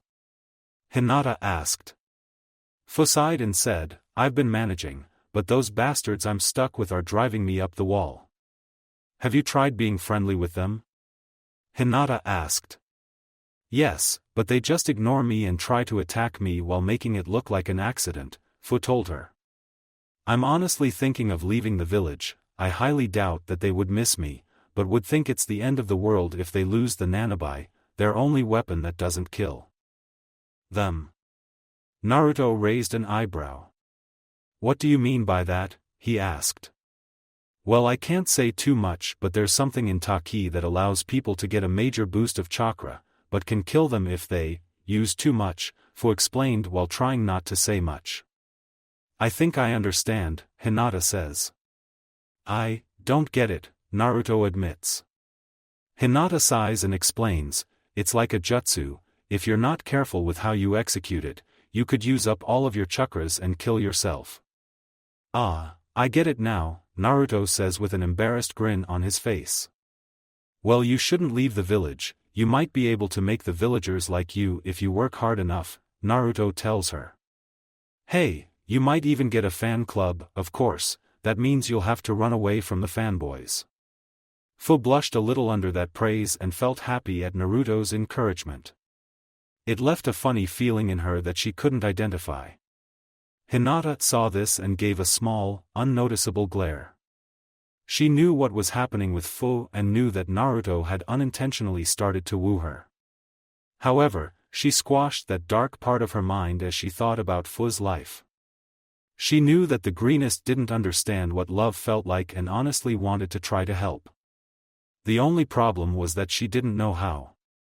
Thanks, Naruto, nobody's ever made me feel this happy before, Fu told him while surprising him with a small hug. The young Uzumaki was stunned for a moment before he nervously returned the hug. Ah, you're welcome, was Naruto's intelligent reply. Fu released him and smiled as she walked away, a small happy skip in her step. Naruto turned around and saw Hinata with a small pout on her face, making him slightly nervous. Why don't I get a hug? Hinata whined, mentally laughing at the panicked look on his face.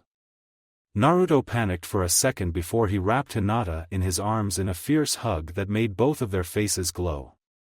Whipped cough, Kyubi muttered, making Jiu snicker. Naruto and Hinata released each other and looked away while blushing. Gah, why did I feel like that with Fu? Naruto thought. It almost felt like what I feel like with Hinata. Is it possible that I like her too? Oh boy, this is going to be interesting. Wonder how the kid's going to handle this. Kyubi thought. Thank you for watching. I hope you enjoyed it. Make sure to like and subscribe, and don't forget to share this video with your friends. Guys, make sure to help the author by visiting the link in the description. This is Fox Sage, and I'm signing off.